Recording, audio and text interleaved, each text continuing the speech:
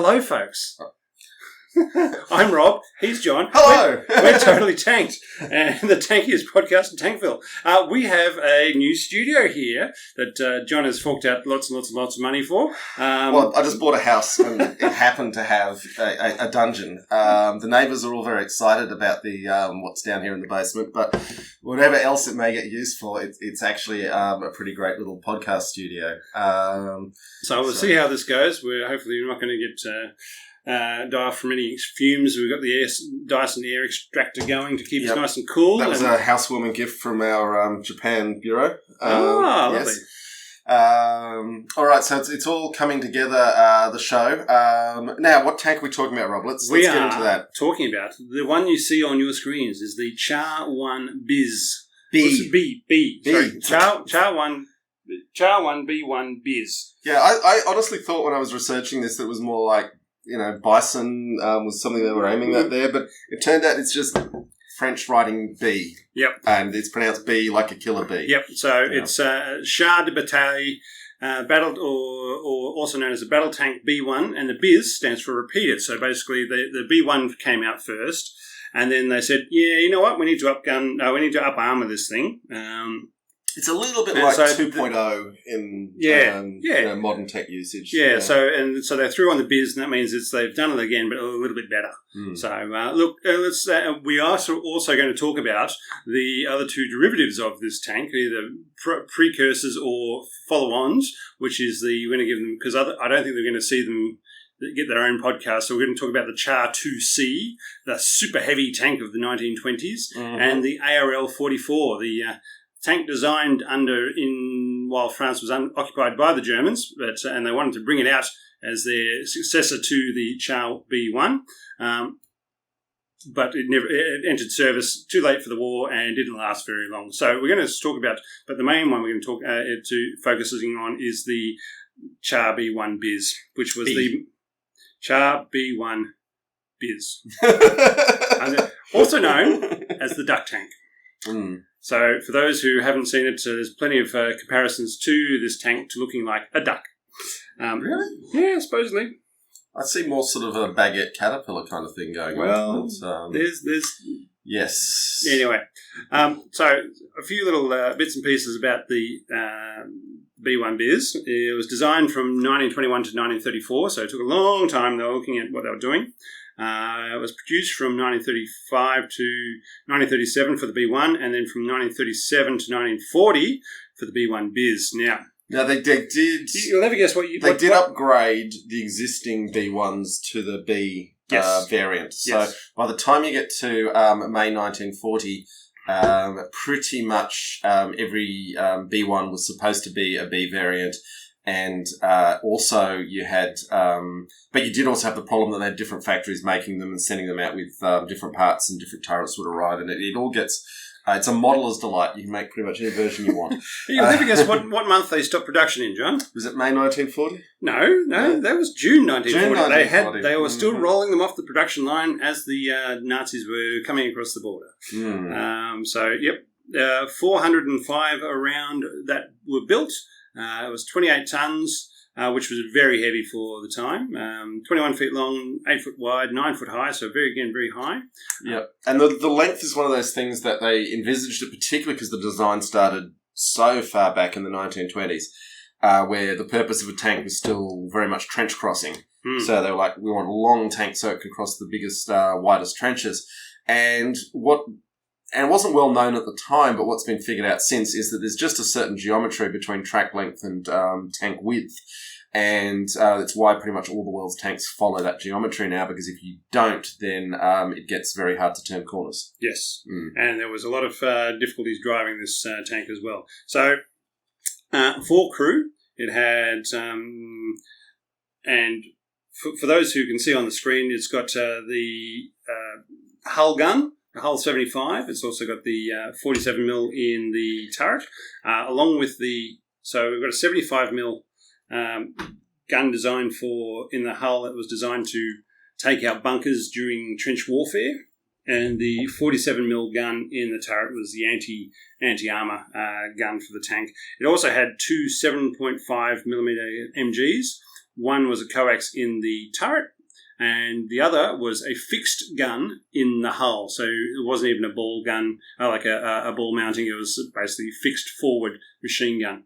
Now, but they did invent a very innovative transmission system to allow the tank to be steered instead of just putting a pivot on the gun. Yep. And that required a totally different set of lubricants. Well done, France. Genius. We'll come to those. Okay, so first off, just like our Sommoir, we have 4 people in the tank.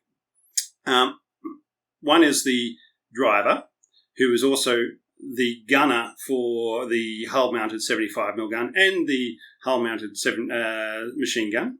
We have the loader for the 75mm gun in the hull. We have who's also the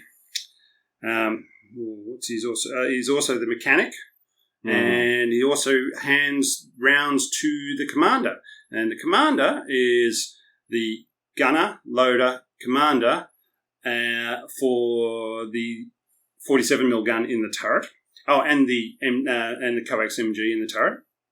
And then you've got the radio operator who operates the radio. I think the radio operator also had a bit of a role of handing ammunition up to the commander as well. I saw that in 2 different spots, whether it was the loader, the gunner, the loader for the 75 and the radio operator. So maybe they both handed the commander, here's another round for you, saying, what the hell am I going to do with another round? I'm already being the gunner for the machine gun, the commander and everything else. Yeah. And, it was, once again, the French one-person turret concept overloads the commander in their role. But they've also taken a step further by overloading the driver and making them the gunner for the hull-mounted gun. So yeah, well, when you can only aim by steering, that pretty much falls to the driver, doesn't it? Which just comes down to, on paper, from what we now know about what constitutes good tank design, this is a terrible tank. It gets more complicated as a story because... sorry, Rob's... It's okay, he's mastered it. There we go. It gets more complicated as a story because the combat record of this tank is actually surprisingly good, even though so many things look like a really bad idea on paper. So the story gets complicated. I would also note the radio operator was dealing with a radio that was good for voice communications out to at maximum 2 kilometres, so around a mile, and beyond that was dealing with Morse code. Yes, and the idea of being in a clanking. The suspension on this thing is terrible. You'll see in the pictures. The road wheels are tiny. Which isn't the sole determinant of ride quality, but it's one of them. So he's in there trying to decode Morse code and tap out Morse code while he's in a vehicle that's lurching around. So the voice comms were good for within the platoon and or company. If you wanted any further information from the higher command of your tank regiment, you would be on the Morse code, and that would basically it did not help the communications, but unlike most of the other French tanks, they did all come with radios, whereas the Sommoirs were fitted for, but not with. So it did actually have the radios, which is important. Now, what unit were they originally attached to? Oh, that's up to you, John. Okay. It's a strange beast to our Western way of thinking. These were armoured divisions in the infantry. Yes, okay. So it was just a infantry support tank. Yeah, but it was infantry support at divisional groupings of the tanks. Yes. It's a funny thing because, if your history of World War II is watching Laurence Olivier's World of War, which is an excellent place to start your World War II learning, they really pushed the idea of, the French didn't concentrate their tanks. And when you actually get down in what happened, the Battle of Hanut we talked about with the S-35, the French actually concentrated their armour just fine. They did a lot of other things stupidly wrong and badly. Okay. So it's got a 270 horsepower engine. It could do 28 kilometres on road. That's terrifying of the size of this thing. That must have been quite a sight. 21 kilometres off road. It had a 200 kilometre range. That dropped down when they went to the Bis because they added the extra armour and basically couldn't operate for as long. Had a door into the engine bay from within the tank, so you could actually carry out running repairs on your engine in battle by the loader for the 75 going back and whacking something with a spanner. So, I mean, they literally had a corridor down the interior of the tank that you could, in theory, fit down, and there's a hatch on the back that can only be opened by someone who's gone down that corridor to open the hatch. A lot of shouting would have been involved in operating this tank. So there were, for the driver, between the driver and the driver and the commander, there were a set of light buttons to tell them what to do. They could also have a speaking tube. But what didn't have that a lot of the Somois had was where the commander used to be able to just tap the driver on the shoulder with their feet, because I was sitting right behind them. They didn't have that sort of accessibility. So again, it really changed the dynamics and the ability to communicate within the tank between the driver and commander, who basically were both the gunners, to say, yes, I'm turn left or right and fire your gun or anything like that. So it really is not a tank design you would do today. No. There's a lot of ideas, and some of them are like, oh, that's not the worst idea ever, but the practicality of it. So the 75 in the hull, unlike the M3 Grant, which could turn left and right, was fixed facing forwards, but could elevate and depress. It was the only additions to it, so it could only fire directly forwards, but so that's why the driver had to slew the tank left and right to be able to aim that gun. They had decent optics and vision slits for the driver and the commander. However, once again, the commander did not have their own cupola.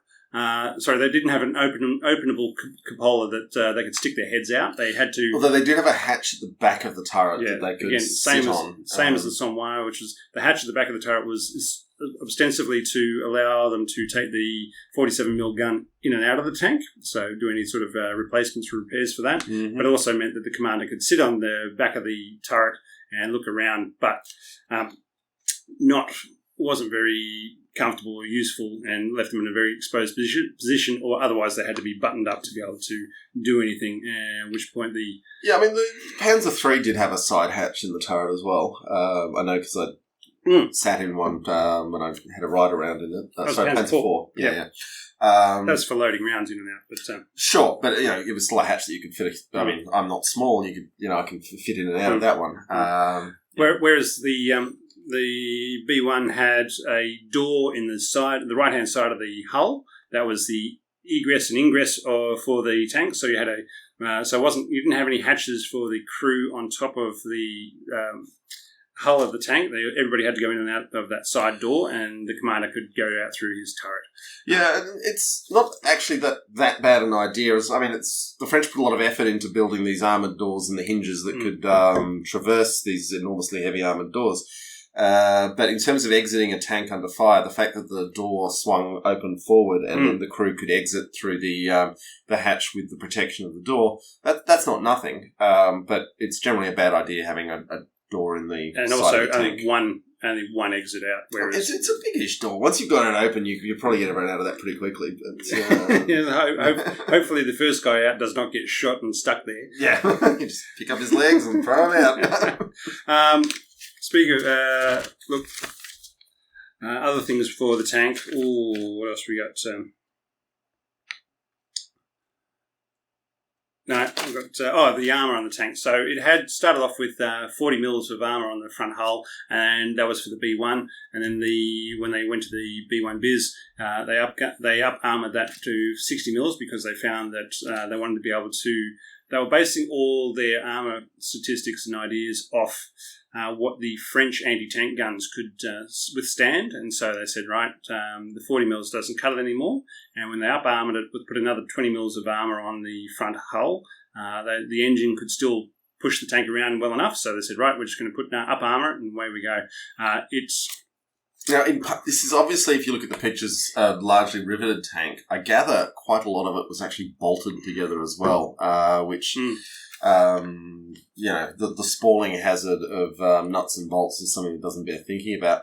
But you have to say, again, when you go to the combat record, it was a tough tank in 1940. Oh, yes. And so the tanks it was facing from the Panzer 1s, 2s 3s and 4s, its armour could withstand all of those, and its gun could penetrate and destroy any of those tanks. Now, the other tanks that were coming out at that stage of the war in 1940, the KVs, the T-34s, yes, their gun wouldn't withstand them, and its armour wouldn't withstand some of the bigger guns, but the Germans weren't fielding those, neither were the Italians with the M39, 1339 or 1440s. And they were the two likely tank targets for the tank. But let's talk about the very special things that the French came up with for the tank. The Nader Traverse System. Now, this was a very special thing. This is what allowed the driver... So, as you can see from the turrets of the tank, the tracks of the tank, it goes all the way around the hull. And which was a very fine tank design in the 1916. Yeah, but and also the track is a really.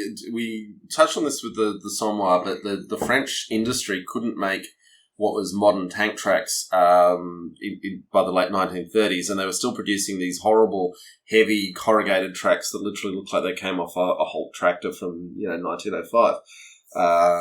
So yeah, the French industry was definitely having some problems.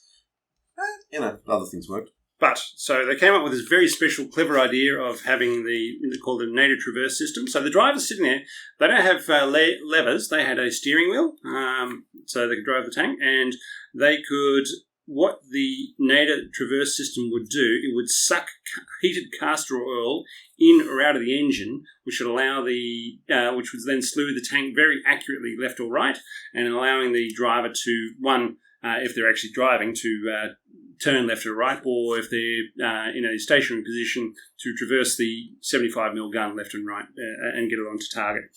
Now, while we're talking about that, it couldn't just take any castor oil, though. No, it had to be special automotive oil. Yeah, and this was a problem because the tank crews were not... there was nothing in the documentation for the tank crews to say, don't use normal pharmaceutical castor oil, you need automotive castor oil, which is totally different. Particularly, pharmaceutical castor oil stops functioning as a lubricant once it gets over 80 degrees, which in an engine is something that's going to happen. And surprisingly enough, when they did do this, because they didn't know any better, the tank itself would become immobilised and basically become a pillbox. So there you go, with the gun facing the one direction it's pointing. Now, there is also a suggestion, though, that the French carried on about the unreliability of the Nader system purely to misdirect people so that they wouldn't copy it, because it actually worked quite well. Yes, it was a good system, but it was very expensive, complex, and they spread the rumour that it was prone to breakdowns and so forth, but it wasn't prone to breakdowns, it was just prone to being becoming unusable because they didn't do it the right way. But it also, just from a supply point of view, and also this tank required a special petrol because there was a lot of aviation parts in the engine, which led to the situation where German panzer divisions invading France were literally filling up at petrol stations, but the French tanks couldn't fill up at their own petrol stations because or gas stations to our American audience, because they had to wait for the proper supply truck with the proper orphan fuel type, along with the orphan lubricant types. Which is all really dumb. Yep. So the Nader system was an extra 400, like half a ton of 450 kilos of parts. It wasn't the only.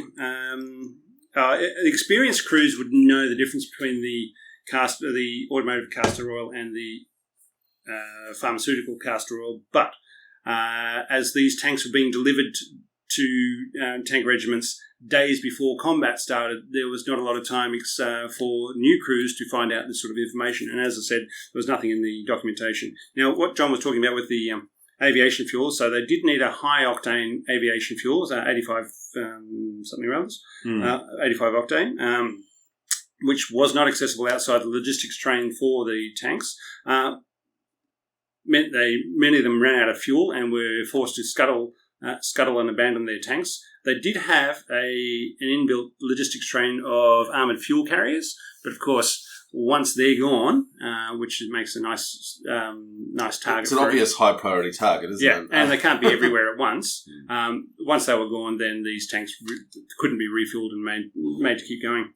other parts of the tank also needed lots of other different oils and lubricants, and so there was nothing standard about it. You needed a lot of support for it. They did have a lot of support for it. So while it had a crew of 4 people in the tank, each tank actually had a crew of about 6 or 7 people, and the others would follow along behind and form part of the maintenance and support for the tanks, which is something the French are carrying on doing with the way they set up their tank companies. Is that there might be 3 people in the within the tank, but the actual crew will be 4 people, and so that the others will be following along behind in another armoured vehicle in order to provide support to the tanks.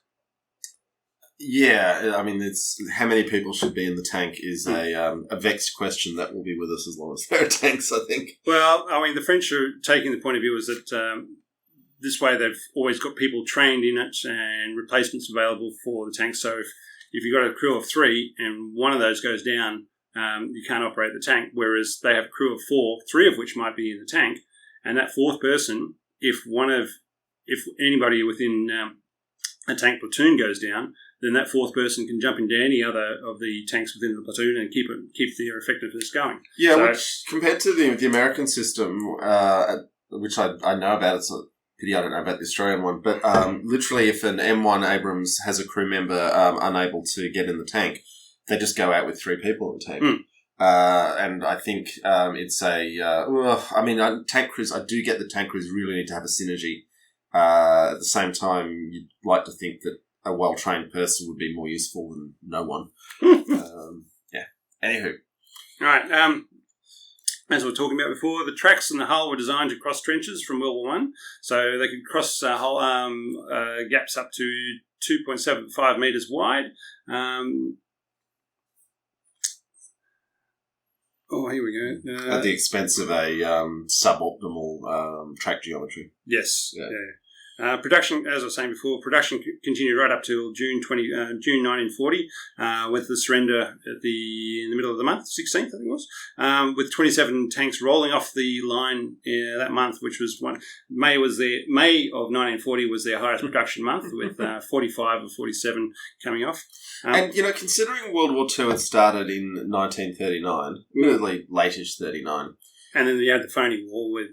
but the phony war was a good chance to get your armour together. They were. France had the biggest armoured force besides Russia at that stage. Yeah. I just feel like the fact that they only hit peak production in May of 1940 as the entire country was burning suggests they had been insufficiently serious before that. And the French had this... again, they had the idea of we're going to... in order to not have our secrets exposed, we're going to keep the information so tightly controlled that we're not even going to tell our tank crews, who we are busily training up, what's going on. So again, they just really hurt themselves because they wouldn't. They were so controlling of the information that the tank crews didn't know what was happening, how to operate these machines, and they would get them so late in the day for combat operations that they didn't know how to go about them. So they had been training in the Renault FTs and the R35s. Which the Renault FT and the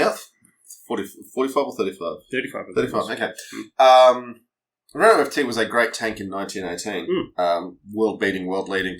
But it was a 2-person light tank. Yeah. And whereas this is a huge tank. It's not giving you more than tank familiarisation, which is a thing you need in training, but it's just like a lot of British Commonwealth forces used Bren gun carriers for familiarisation training. And formation and so forth. But there's no commonality between the systems, and so you had different guns, different machinery, different driving and steering, everything else, and so there was no ability to you needed 6 months of proper training to get from driving a Renault FT to being able to drive a Char B1. But they've got tracks. That's about what they've got in common. They gave them a couple of days and said, "Yep, off you go, boys." Yeah, national mobilisation is one of the most fiendishly complex human endeavours ever undertaken, and your sequencing in any complex project is super important.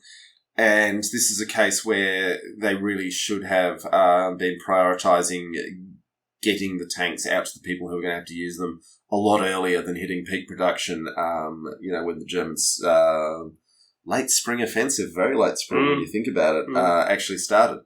Amongst the many, many, many failings of the French government in the start of World War II, there were many. This was a big one, particularly because for all its flaws and quirks, it was in 1940 an incredibly formidable vehicle when it got in contact with the enemy, as we're going to discuss. Yeah. The thinking behind it was with the 75mm gun and the 47mm anti-tank gun, you could carry out you had the effectiveness of what the Panzer IIIs and Panzer IVs were doing with their anti-tank and anti-strong point HE rounds were doing within the one thing, and it was invulnerable to their guns. So it was capable. But realistically, so on paper, its effectiveness was huge against those tanks. But in actuality, the 1B1 was usually quite ineffective against the capabilities and the organisation of the Panzer IIIs and Panzer IVs. Sorry, I'm just going to go deal with that dog. While John's doing that, I'm going to take this opportunity to put some more beer Come on. in our beer tube so that they don't get... It's one of the issues. Okay, John. How we do this? Our cooling thing needs to go in. So this is an operation you may... We'll see how we go. All right. There's one person. Good old side pour. All right. Sorry about that, everyone.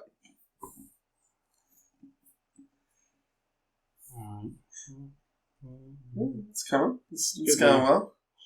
Welcome to the YouTube channel where you watch people pour beer into a tube so they can pour beer into a glass. It's one of those things that happens. That you can watch us the beer. talk about.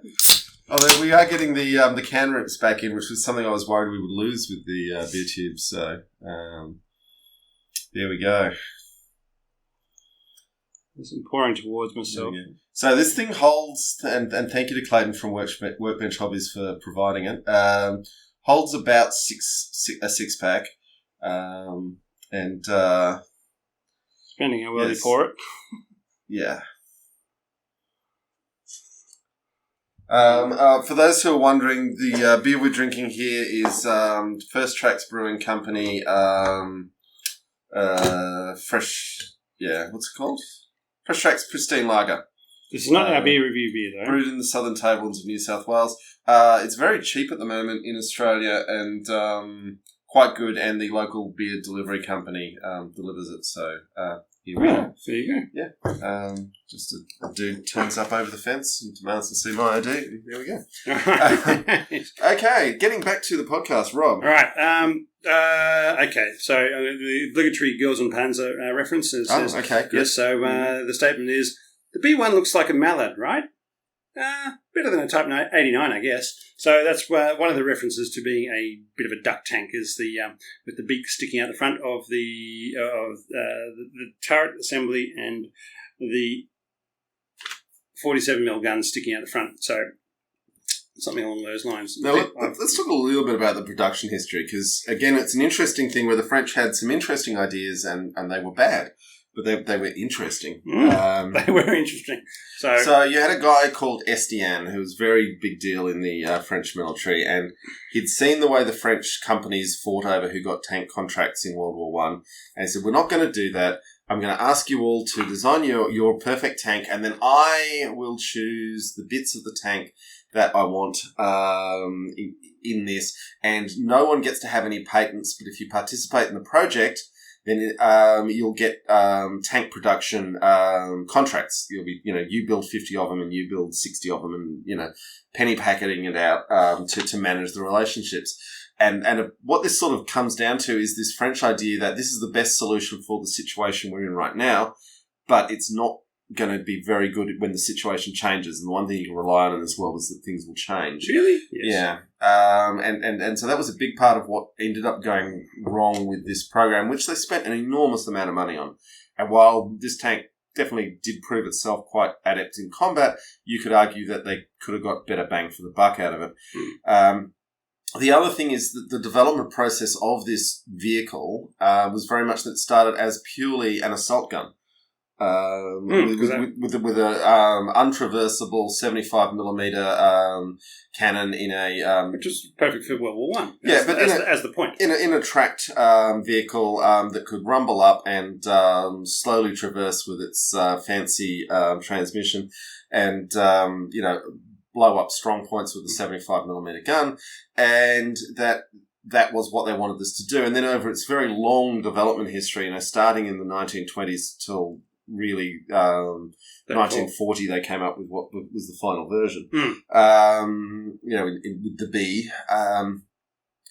So and it's like, oh, let's chuck a turret on it. Oh, we'll put machine guns on the turret. Oh, we'll put an anti-tank gun on the turret. And it kept the goalposts kept moving, and yet they were stuck with what made sense for a vehicle in the early 1920s, and that would come down to a lot of the flaws in this vehicle. We talked about this with the Arjun, that just when your development history gets too long on a vehicle, you've got too many design decisions that were made too far ago in the past. Yeah, so they started off with 4 companies that were going to make this tank, and of course the provision of certain parts like the NADA traverse system and the cast turret were only made by one of those companies, and so which would become a focal point a choke point of production, saying, well, we can't build enough NADA traverse systems, therefore, while we might be building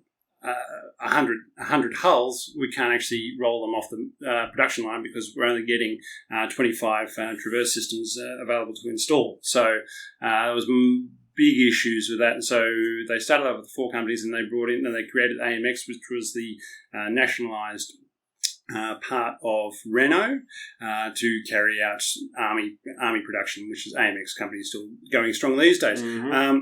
Still making really good tanks. Yep. So that was a big thing with their production line for that sort of stuff. Now, we should talk about the Battle of Ston. Oh, you want to go straight to Ston? Well, I mean, you go talk about any other prior battles that you would like. I just want to quickly mention there is talk that the ventilation vent on the side that isn't got the hatch for everyone to get in and out of. It had louvers, and there was one battle where the Germans aimed at the louvers thinking it was a weak point and had some success. You can see it in that picture right there. But apparently it was actually quite carefully designed to provide the equivalent armour thickness of the rest of the tank. It had about 155 mils of armour compared to 55 for everywhere else, and so it was just the way it was sloped. Yes, you might be able to do something with it, but it's unlikely. So the success of the Germans in that encounter probably had more to do with just scoring hits than... the shot traps all around it, though, of being able to hit it and have the entire force of your round going, especially through the driver's spot, I guess. What we call it, it's not even a cupola, it's just a shot trap. where the rounds are going to hit and go straight through. I mean, there was a lot of armour there for the driver, but it wasn't, while it had a number of slopes in armoured spots, there were plenty of places that were a flat plane that if a round hit, it would hit hard. Unfortunately for the Germans, that they were only running around with they only had 37mm guns for their anti-tank guns at that time, and so the rounds wouldn't go through. Now, the other thing I think I want to mention before we move on is the 75mm gun mounted in the hull, not even in a sponson, like not even that low level. I'm totally unable to traverse the gun for fine tuning.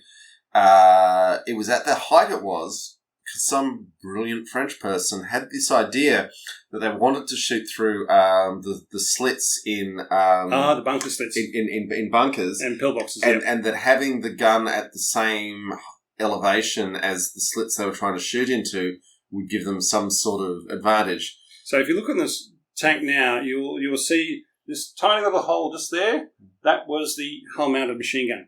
You can't even see it. There's nothing else sticking out. It's just that little hole. Was the okay. So there was no protrusion of the barrel of the hull mounted machine gun out from the tank. You couldn't see where it was. There was just a tiny little hole in the front of the hull.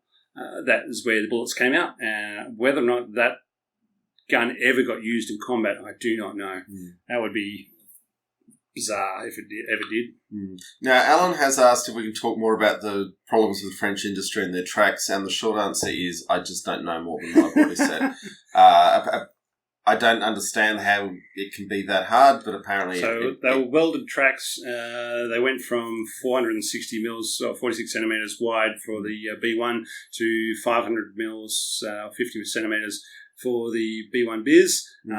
Basically made them wider and heavier. Gave them more traction. That's pretty much what I got to. Yep. The companies, there is some good photos on the internet of the production line of the B1s by France, but they were all propaganda, whereby there was like 5 production lines going on at once with people working on them and hundreds of tanks being built all at the same time, which was all basically photoshopped in by the French government at the time to say, look how many tanks we're building, when realistically it was 1 production line rather than 5 in a row. Just they wanted to be able to show everybody, look, we're building lots of tanks, and this is what they look like.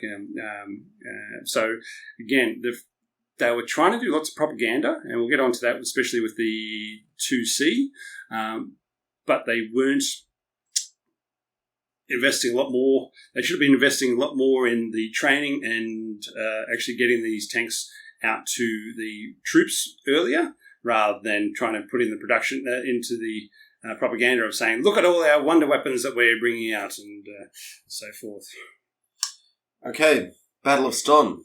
Now, so the one great hurrah it was the one great hurrah. It was the great hurrah. It was pretty spectacular, a great hurrah. There were quite a lot of instances where these tanks happily outcompeted once they were in the right place at the right time with German tanks. But Ston was a very spectacular success. Yeah. So on May 16th in 1940, so the town of Ston in northern France had changed hands a number of times. As the Germans would advance in, the French would counterattack, knock down, push them out. The Germans would then turn around, counterattack again, come back in. Eventually, on May 16th, the B1 Bis Ure, or Ure, I don't know whatever the name of the town of. They didn't have cool names. They were just city names. Yeah, but they had so few of them. I mean. Not sure they were all city names. Some of them were like famous French battles, but there you go. Yeah. Anyway. Which also tend to be around French towns. Yes, commanded by Captain Pierre Bilot, who then, after this battle, went on to become quite famous because of it all.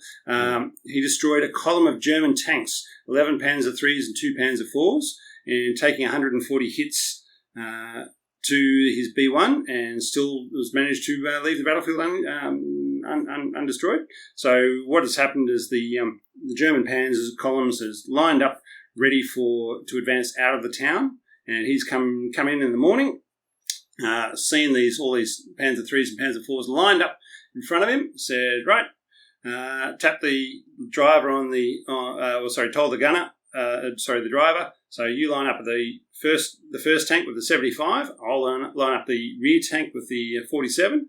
They've taken out both of those tanks in the first salvo, and in the preceding time they've taken he's gone down the line and gone blat, blat, blat, and taken out the other 11 tanks as they go. So it's the driver's taking out using the 75 to take out tanks, and he's taking out other tanks with the 47mm gun, and they've taken them all out. And whilst taking shots from all these Panzer IIIs and Panzer IVs and anti-tank guns that were around at the time, and was still able to drive away from it. So he then went on to, eventually his tank broke down in the coming days. It was captured by the Germans, escaped, captured again, something like that, escaped off to Russia, I think it was. Got returned to France as part of, and joined the resistance, and was a leader in the resistance, and then all sorts of fun and exciting. He's a man of of many parts, and then became a politician after the war and the Minister of Defence or something. That would be a good recommendation for your political campaign. I think looking at this battle, one is he was very good at handling his tank and tactical performance in terms of, the classic thing, hit the front vehicle in the column, hit the back vehicle in the column, and then you can pretty much murder the rest of them. Yeah, well, restricts their manoeuvrability so they can't advance or retreat. But what it did show about this tank, despite its many ludicrous design decisions, was that the armour was just thick enough to be impenetrable to most of what the Germans had. And the gun in the turret, even though it was a bit of an afterthought, was just powerful enough that it could destroy German armour. Of the time. So as soon as the Tiger came out, the Tiger was a big problem for everything. The 47mm gun was not going to be able to do anything against it. And it also does go to show French cannon makers were always actually pretty good. And also the armour makers, for all that we've got this ludicrous,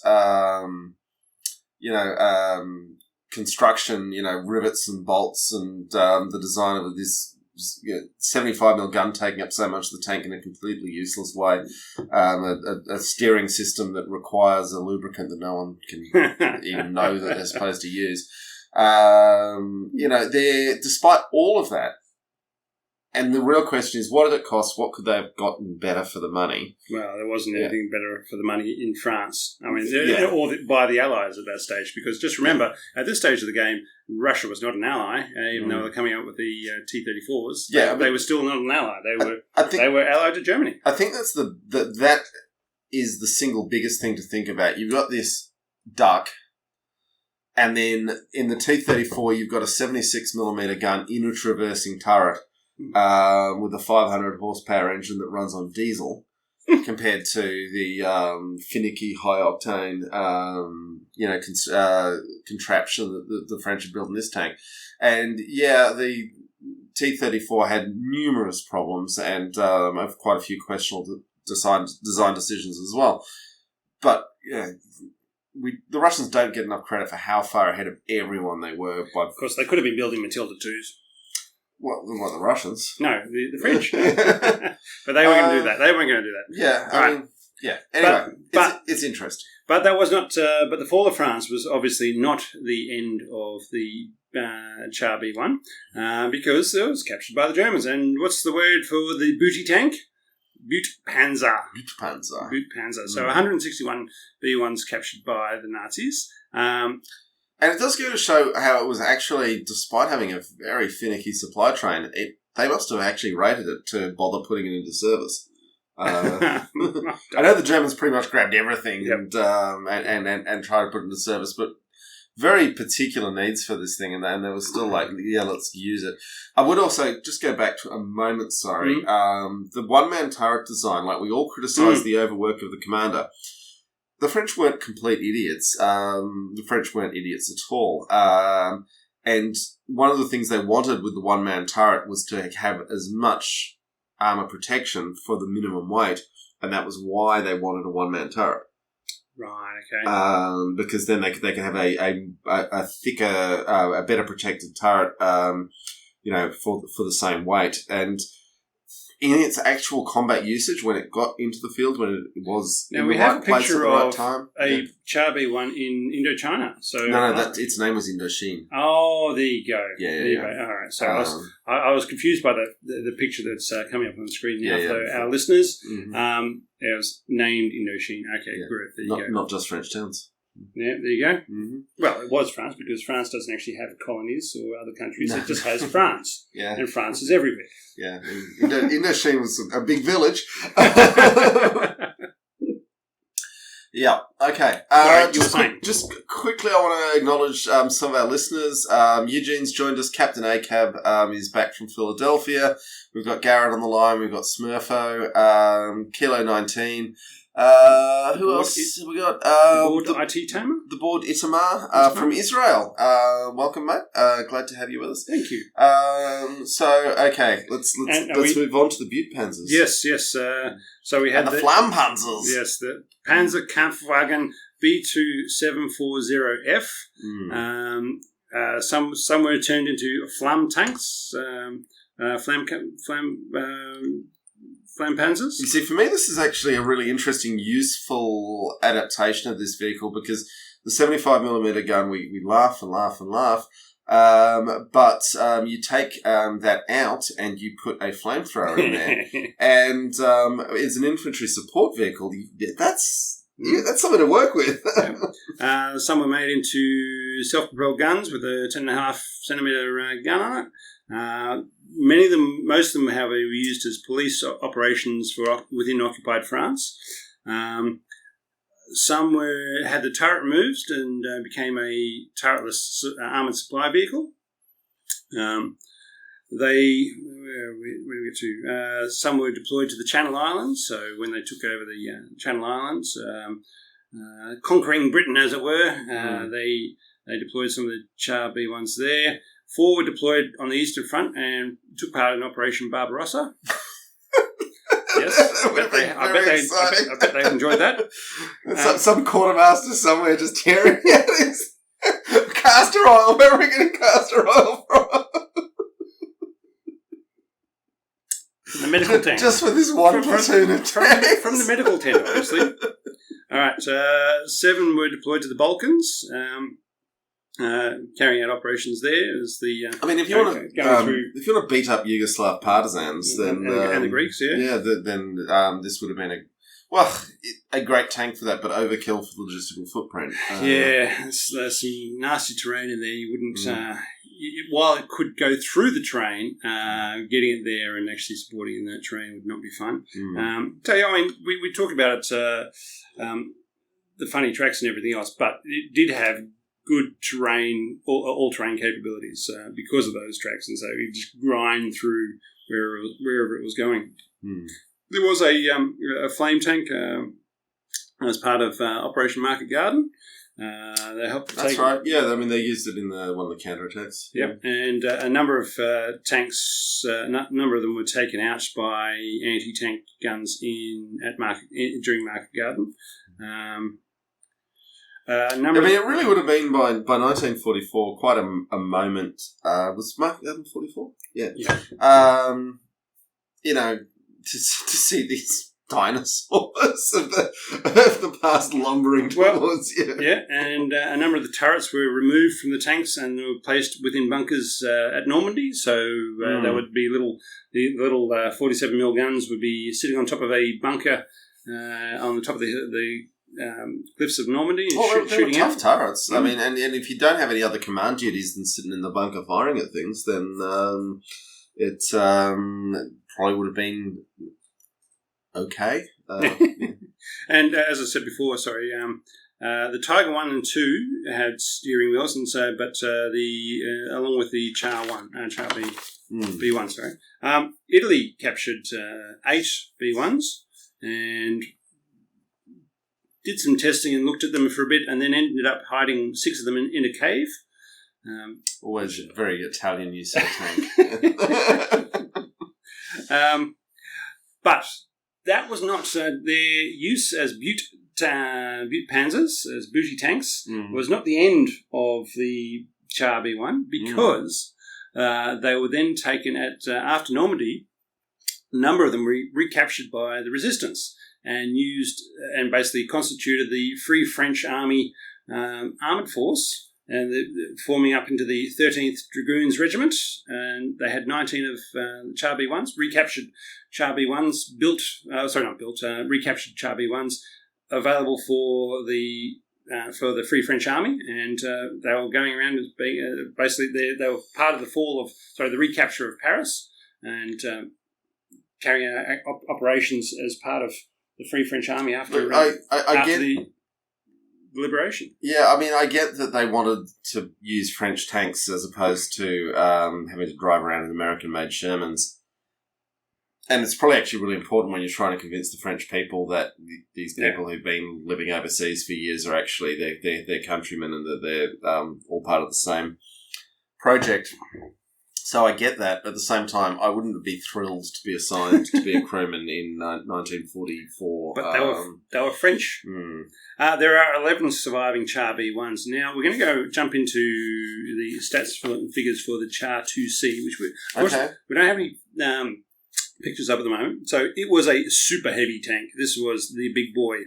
It was designed in 1917. It was a real World War One tank. It was produced from 1921. It was in service within France from 1921 to 1940, when they all got destroyed anyway. It had a crew of 12. Say again, a crew of 12. Which was a reasonably common number for World War One tank crews. Yeah. There were a lot of jobs, and they didn't know, just stick another person in there. They only built 10. There were 69 tons off the production line. 33.5 feet long, 10 feet wide, and 13 feet high, which is very big. It's a very big tank. It could do a maximum speed of 15 kph with 150 kilometre range. I don't think anybody expected it to get to 150 kilometres. It had it did have 2 engines in it. It had about 45 mils of armour all around. It had a 75 mil gun in the hull. And 4 8mm machine guns, 1 in the hull, 1 on each in ball mounts and 1 on each side, and 1 in a rear-facing turret. So the 75mm gun was in a turret. Mm-hmm. So it had that's very advanced. Yep. I mean, considering the Americans couldn't get a 75mm in a turret till 1942, that's... it's had a lot of space in there. This is a huge tank. This was promoted as the super heavy tank by the French. It was... The army realised it was not a useful piece of kit, but the propaganda machine of the French government said this is the wonder tank, and it's going to do everything. So...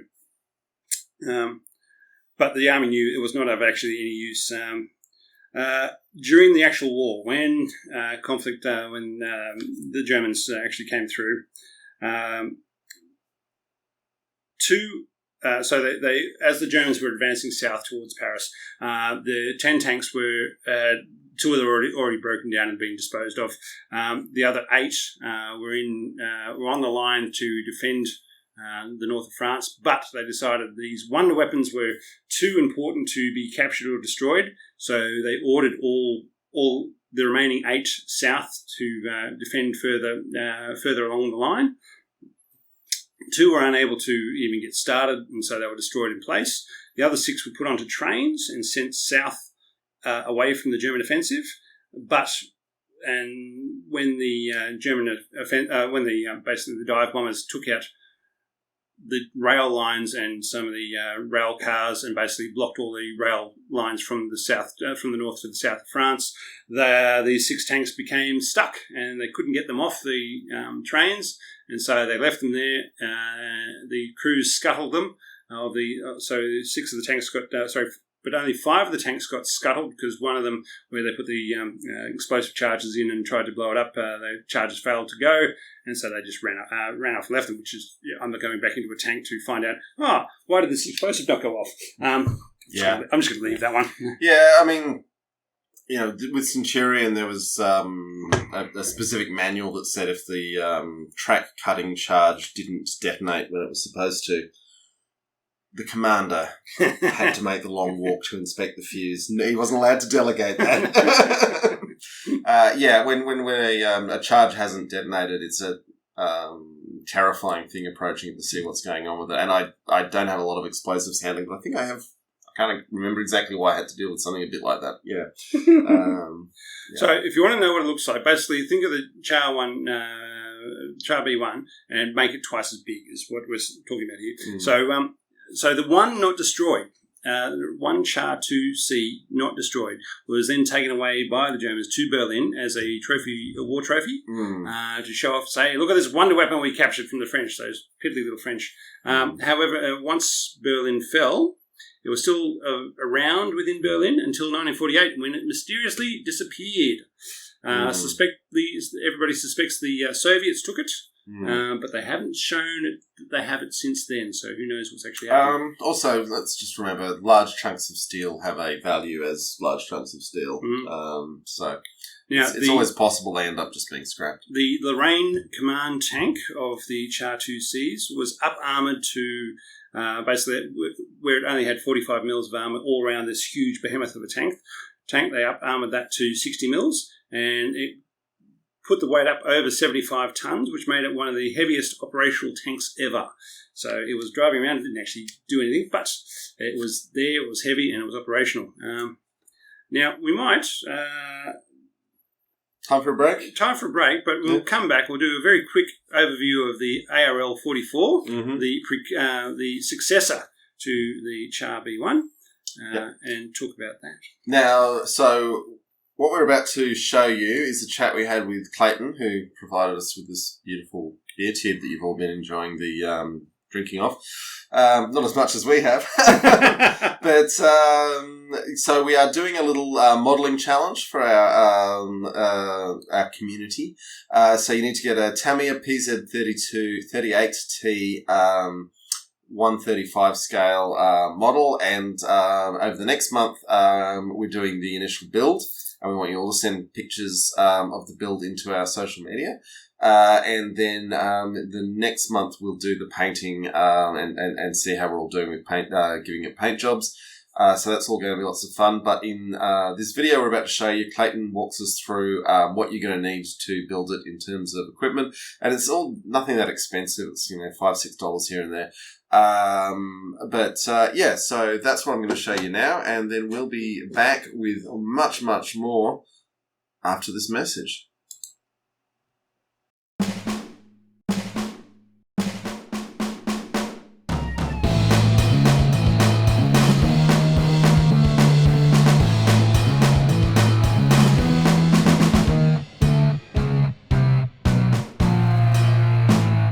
Everyone. So at the Oz Armour Fest in August of 2022, we met Clayton, who's a reasonably long-term listener to the show, and many other things beside, especially a leader in the modelling community.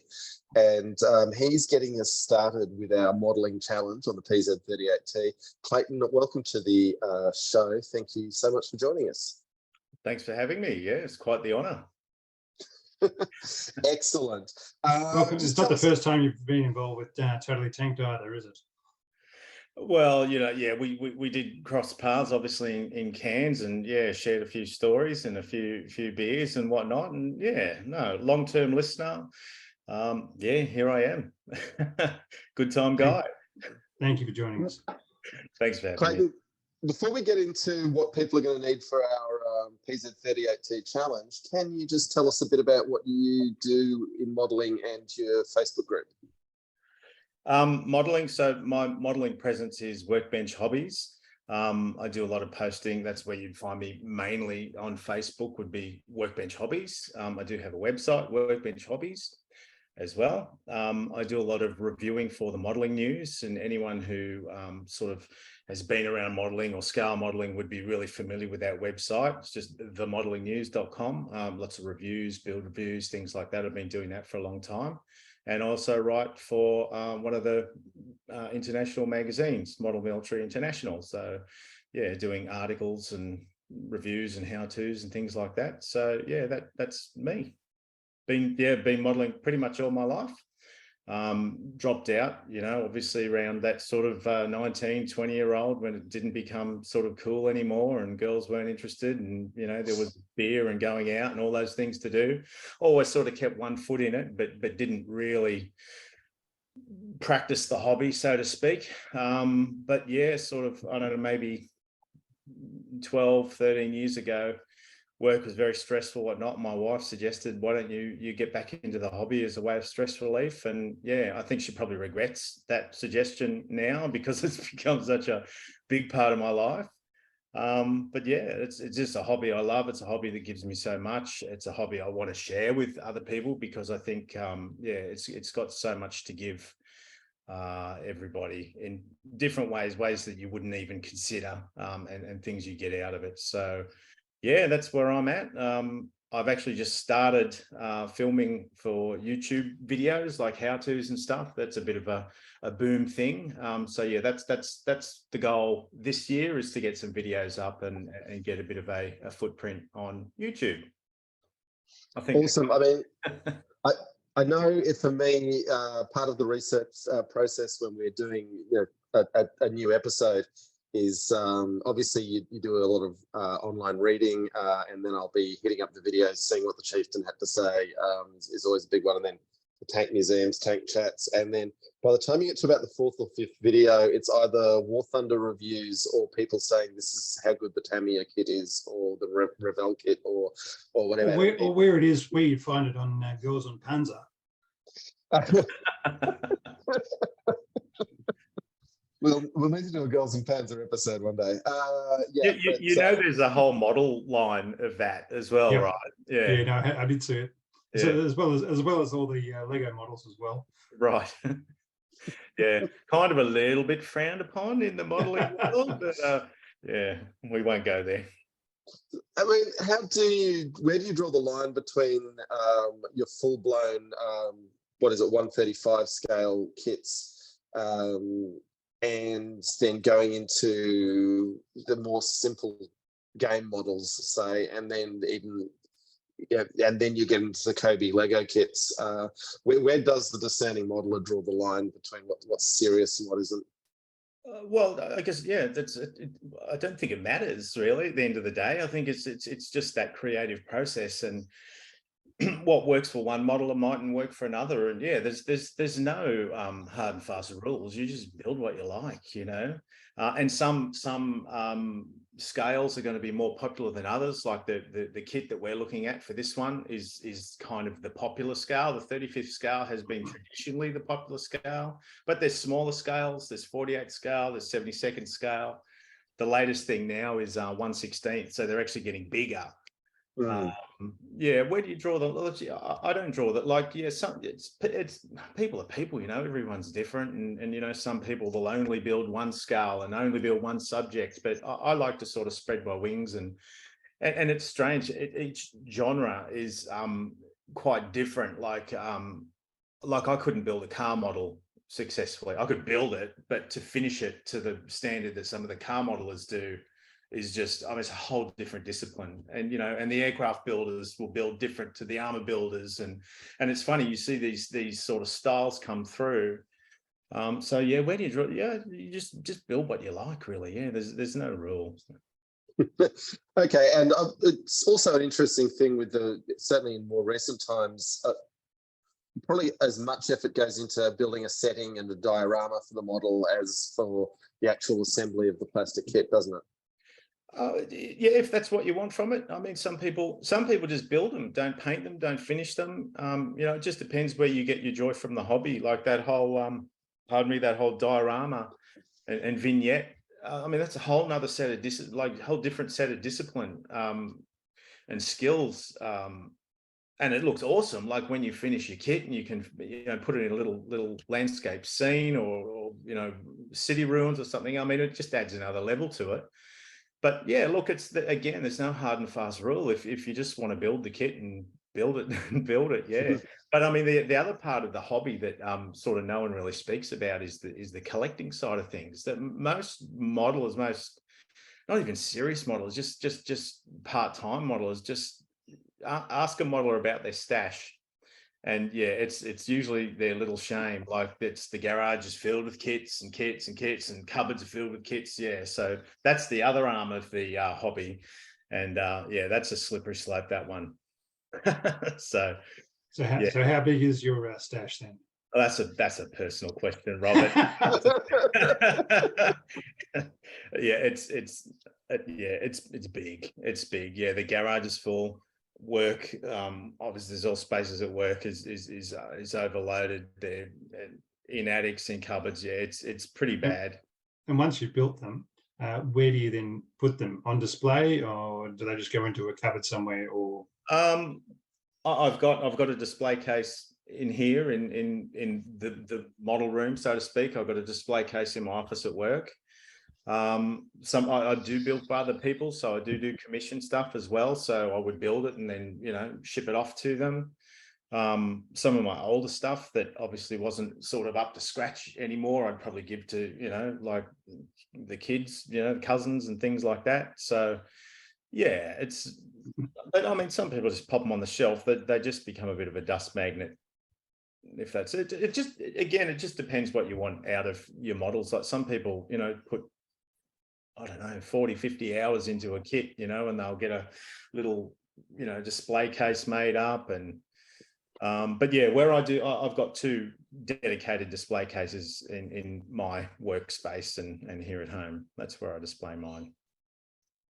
And just out of interest, how much time would you spend in the painting versus the assembling? Usually assembly is pretty quick. Yeah. So a 35th scale model like the one we've proposed here would probably take me, I don't know, maybe an hour and a half, 2 hours to build it. Pardon me. And to finish it, I'd probably be like 25 hours or something, maybe 30. Right. Yeah. Is that just painting the vehicle, or are you have you got your commander sticking out the top and you're rouging his cheeks? And well, see that's another discipline altogether, is figure painting, right? So there's all these different skills, and every time you think you're sort of starting to get good at one thing, you'll get found out, like trying to paint, you know, a face that's this big, you know. But there's joy in that as well. I mean, there's real joy in putting that together and, you know, painting this little figure that just looks like a little bloke, you know. So painting a figure would probably take me about 3 or 4 hours from start to finish.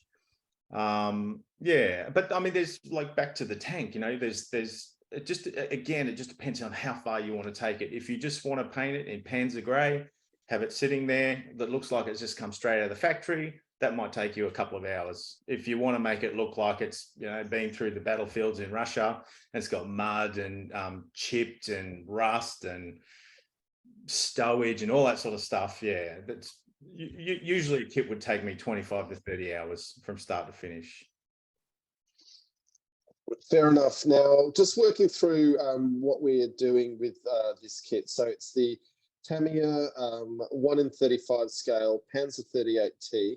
Now, obviously, this is a tank we haven't featured yet in the show, and we are going to do an episode when we get to the culmination of this model build, because it's a really underrated tank historically. It's basically the tank the Germans used to conquer France, you know, which they stole from the Czechs. But so that's the kit people need if they want to join the challenge. And I know a few people have already been in touch wanting to get involved, so we're off to a flying start. Now, what other equipment are people going to need to do this justice? Well, are you going to distribute that little sheet that Yeah, I've got the sheets you sent me, and so if people want to hit up our Twitter or our Facebook, we will have those up there once this episode goes to air. But I guess I just walk us through the items that are on your list, and you know, some of them, I mean, obviously glue used to join the bits together. That one's easy. But things actually, is the glue included in the kit, or do you recommend people get an extra one? The one that was recommended to me from the website is this Tamiya, but I was going to ask today whether or not you take it. That's what you want. Okay, Tamiya extra thin. And the glue is really important, and there's a lot of choices with glue, but that you can't go wrong if you get that one, that Tamiya extra thin, the little bottle with the green cap. It comes with an applicator brush. So look here for another example of it. There we go. Yeah. Right below the model. That'd be the one to get. If you can't get that, Revell contactor, it's just in a different sort of style of bottle, and I would just encourage everyone to have a look on the page for this cheat sheet. So obviously glue is very, very important. The next thing I would recommend would be the sprue cutters, like the little nippers. Now, when I was a kid doing my models, I used my dad's toenail clippers. But these, I mean, I used to do a bit of 3D printing, so I've got quite a good pair of sprue cutters that look like this. So that's for cutting the parts out of the plastic frameworks, the sprues. Yeah. Yeah, that's correct. So the sprue cutters, yeah, it's just a better tool. So can you do it with toe clippers? Yeah, of course you can do it with toe clippers. You can do it with a butter knife if you want, but you'll get it'll just It'll hurt. yeah, you'll get a bad cut, and it'll just parts won't fit together properly and whatnot. So the sprue cutters, they're angled, they're designed to clip the part off from the sprue cleanly. You can pay anything from about $5 up to $150 for a decent pair of sprue nippers. So again, it just depends how serious you want to get. But yeah, look, a half decent pair, probably $8-9, and they'll last you forever. And I'd recommend them, better than the toe clippers. Okay. You also got a knife or scalpel on the list here. Walk us through what that's for in the process. So, okay, so no matter how tight you can get with those sprue clippers, you're always going to get a little burr or little mold mark and things. And just with the molding process of the parts of the models too, you'll get like little bits of flash and seams where the two molds are coming together. So what you can do with the edge of the knife or scalpel is just tidy those parts up, just running the blade over the molded piece will clean up any seam lines. But again, this is just going to depend what you want to get out of your modeling. Some people won't care about that, but if you sort of build a few more models and start to get into it, the first thing, if you go to competitions or enter a competition, if you haven't cleaned up seam lines and bits and that, like, it's just, yeah, they're the immediate tells that, you know, something's not quite right. But yeah, so the tidier you can make the part, the better the model is going to fit together as well. Okay, so the sprue cutters for cutting it off the sprue, as it seems obvious now that we say it. The knife's just for shaving it so that it's nice and even along the edge.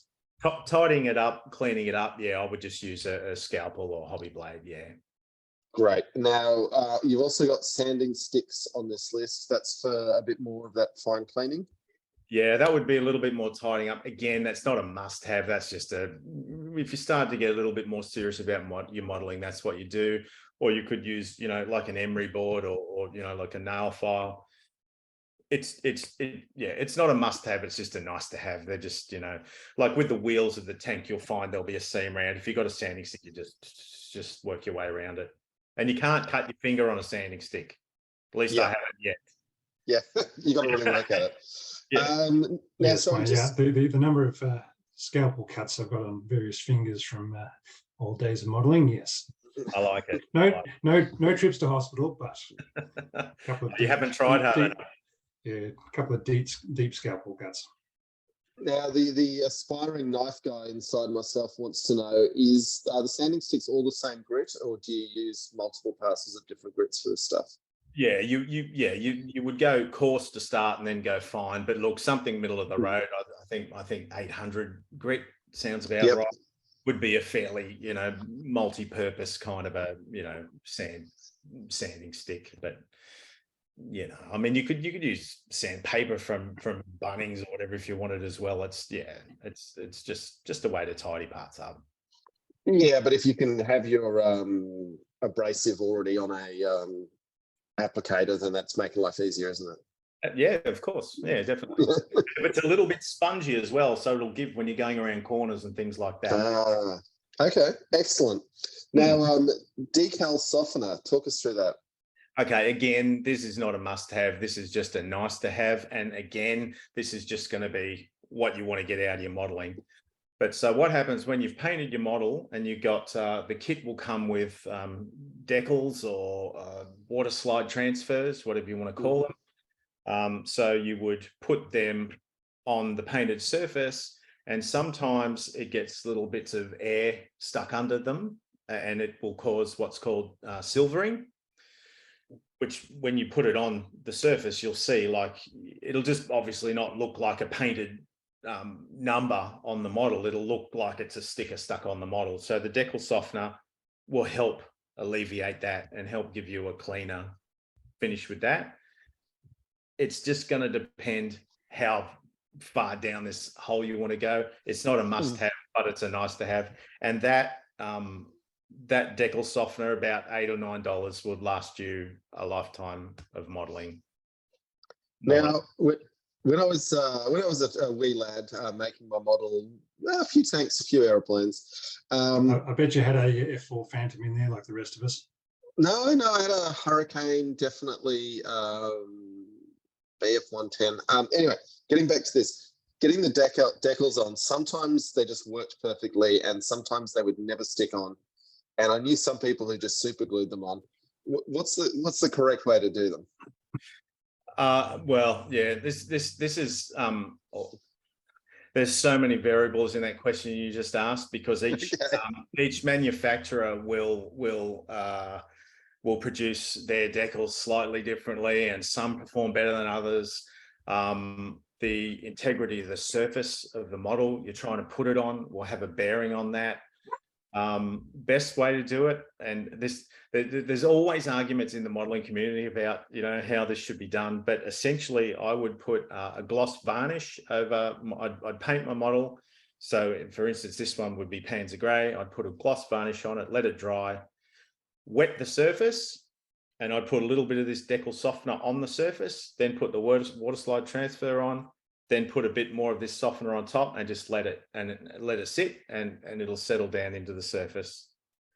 And then dab it away, and then I would varnish it again. But okay. Yeah, I don't want to overcomplicate things too much for the people who haven't built models before, because we can worry about that at another time. Do you wash the sprues? I know with Warhammer 40k, one of the things used to be is you'd just give the sprue a bit of a wash before trying to paint it, just to give it a chance to take any chemicals off the actual plastic.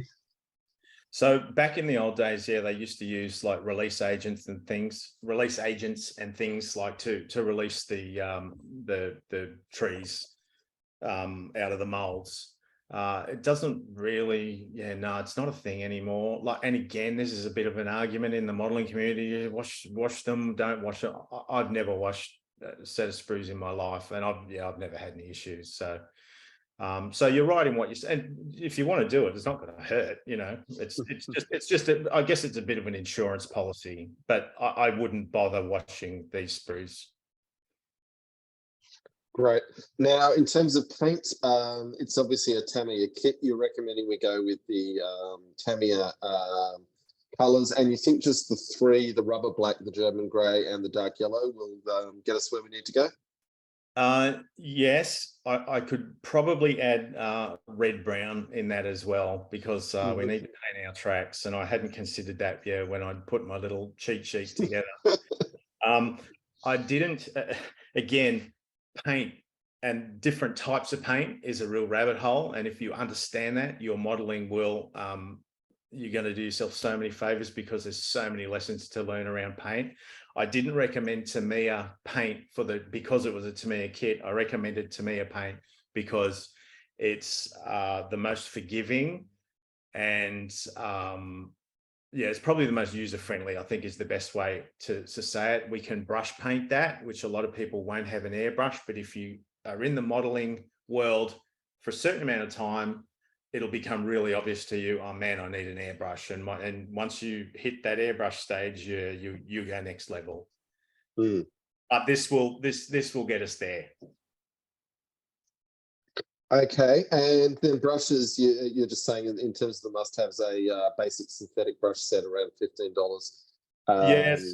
So yeah, you've got a mix of a few flat brushes, a few I don't know, what's the term? Pointy brushes, I guess. just fine brushes. That'll do. Yeah, just a good general purpose brush set, just to get started. And this is going to be different for everyone, but this will serve the beginner well. Okay, all right. So that's a good little walkthrough of what people are going to need if they don't already have it. I think we're going to have a significant variance of skill and experience levels going on, but that's enough to get a model together and looking respectable. Yeah, yes, to answer your question. Okay. and then how far down the rabbit hole do you want to go with it? Because I think for a lot of people, just the achievement of building it and seeing the lines of the vehicle and the scales and you know how big the commander is compared to the tank. Like that's the joy I get out of the construction, is the scales and the lines and seeing all the parts round, and you know, like that's why I love your podcast so much, you guys, because I get that history side of things, you know, and this marriage for the modeling is the modeling and the subjects, and then I get to marry it with the history and just create something. Yeah. Did I answer your question there? I don't know. You gave us a lovely compliment at any rate. That's the main thing. Just tell us how great we are. We'll go with that. Rob, have you got any questions? No, I think I've gone through all the things that jumped into my mind, and as you said about paintbrushes, you just got to keep them away from children, and otherwise they'll use them on their own activities, and display the tips of your nice fine pointed paintbrush. But that's about it. There will be there's techniques with using the glue, and there's techniques with using the paint as well. So I might, if it's okay with you guys, just have maybe try and put something little together so might help you with the process of the painting and things like that. With the paints, do you use any washes or just the straight paints? Wow, you've been doing your research. Well, no, as I said, I used to paint the old 40K models. Yeah, mass armies of green skins, and I was not a fine painter. I was very much slapdash. Let's figure out something and see what I can convert. Yeah, but you do slapdash, and then you put a dry brush on. And sorry, you do a wash and a wash. Base coat. Black base coat, then another green base coat, and then a wash, and then a bit of dry brushing, and away you go. Yeah, nice. Well, look, you can use all of those techniques with your armor models as well. Like, will we do a wash on this? Absolutely. I haven't allowed that in the buy list here, because again, you know, when you start putting washes, do you do acrylic wash? Do you do an enamel wash? Do you do an oil wash? You know, so this is where it starts to get a little bit messy. So I guess we should try and cater to just maybe the entry level modeler, and then just to make Don't sure. worry, I'm an entry level modeler. It's just I went through a lot of. I got to probably the 51% standard of capabilities and said, yeah, that'll do me. Yeah, but like, I mean, you're talking black basing, you're talking washing, you know, all sorts of stuff. So yeah, you've got a basic, or you know, at least a basic understanding of some of these techniques. So yeah, you're in good stead. You know, this will be good. You will do well. Clayton, just quickly, with our background in miniature painting, normally you just hit them with a spray paint out of a can. Is that something you would do with a model, or would you put an undercoat on like that, or would you just go straight onto the plastic with your paints? It's always a really good idea to prime your model. Actually, but that reminds me of something else. I'll come back to that. It's always a good idea to prime your model, which can be done through a rattle can. I do it through my airbrush. Sure. Do you have to do it? No, you don't have to do it, especially with those Tamiya paints, because they're an acrylic lacquer, so they're actually really quite strong and they will bind quite well. If you were painting with like a true acrylic paint or something like that, that's when priming your model starts to become really important. I don't want to overcomplicate things too much. We're talking about acrylics and enamels and stuff like that. So maybe for another time. This kit does have a small piece of photo etch in it. Rob, I don't know if you saw that. It's the mesh grill over. I think it's maybe the exhaust cover or so. I'm talking from memory, but it's a little bit of photo. It's a little piece of metal. You will require super glue to hold that on, or CA glue. So you probably have to get a little bit of super glue from. You can probably get it from Woolies in the little tubes for next to nothing. But that Tamiya paint will not hold that part on the model. Okay, good to know. All right, Clayton, thank you so much for joining us and putting those cheat sheets together for us, which, like I said, will be on our Facebooks and Twitters by the time anyone outside of us sees this. And on that, we might let you go and get back to the rest of the show. Yeah, no dramas. And yeah, Phil, if anyone's got any questions or needs any guidance or help, yeah, please reach out to me through Facebook. More than happy to help. What's the name of the Facebook again? Workbench Hobbies. Okay. Thanks, Clayton. All right. Oh, thank you. Thanks so much. We'll be producing more Totally Tanks soon enough. Love it. See you, boys.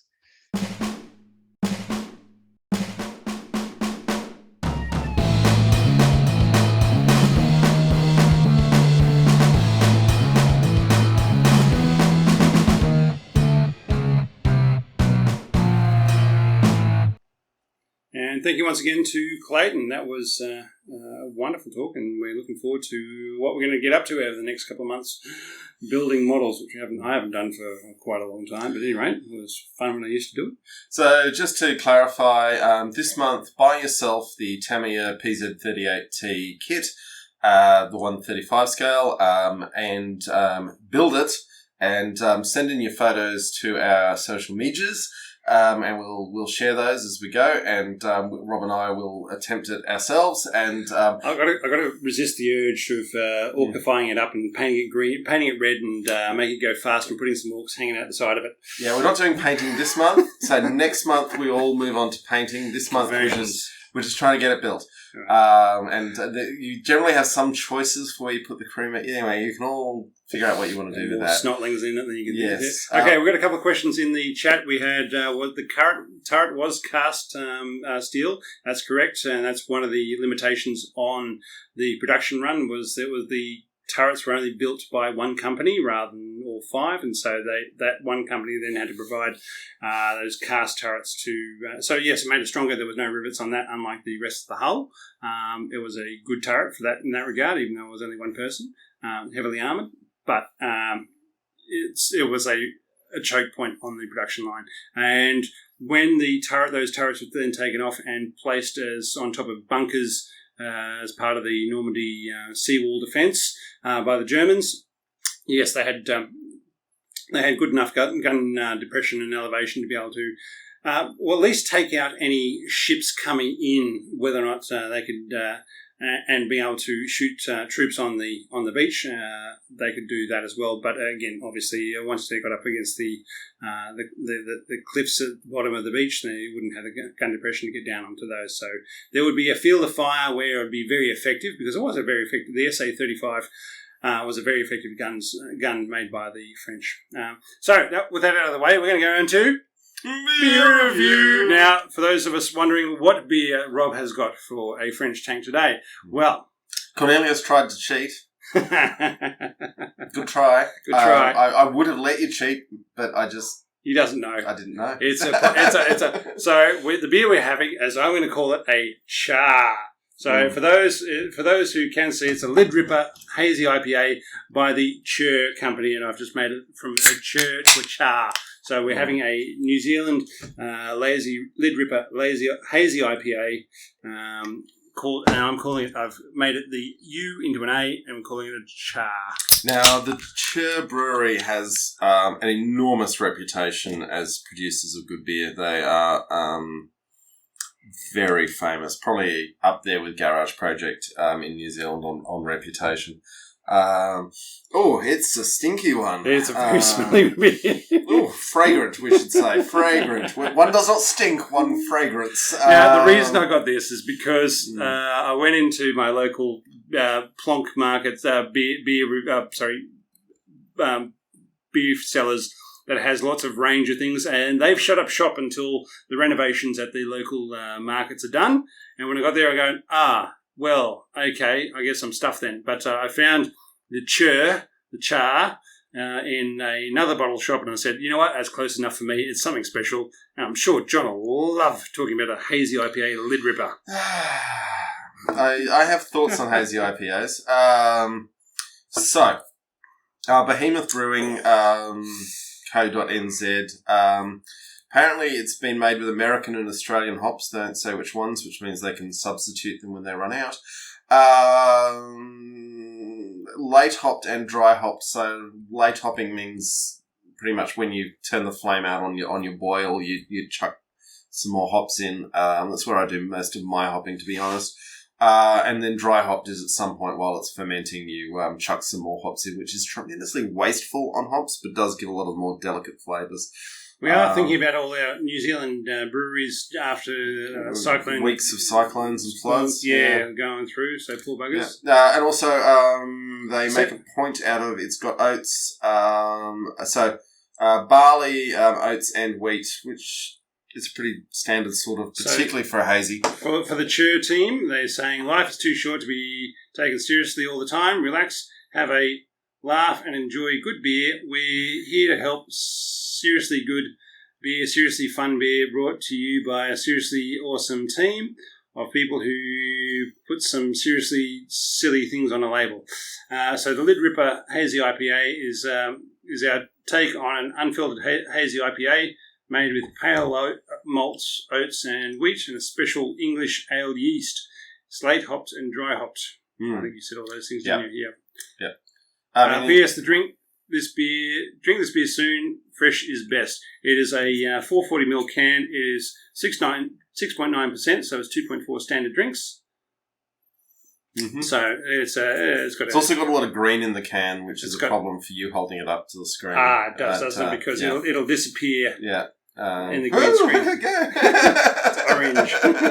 The green the green becomes orange on the screen. Well, it does for this moment where you've got an orange background, but if you hold it up higher, it'll go back to green. There you go.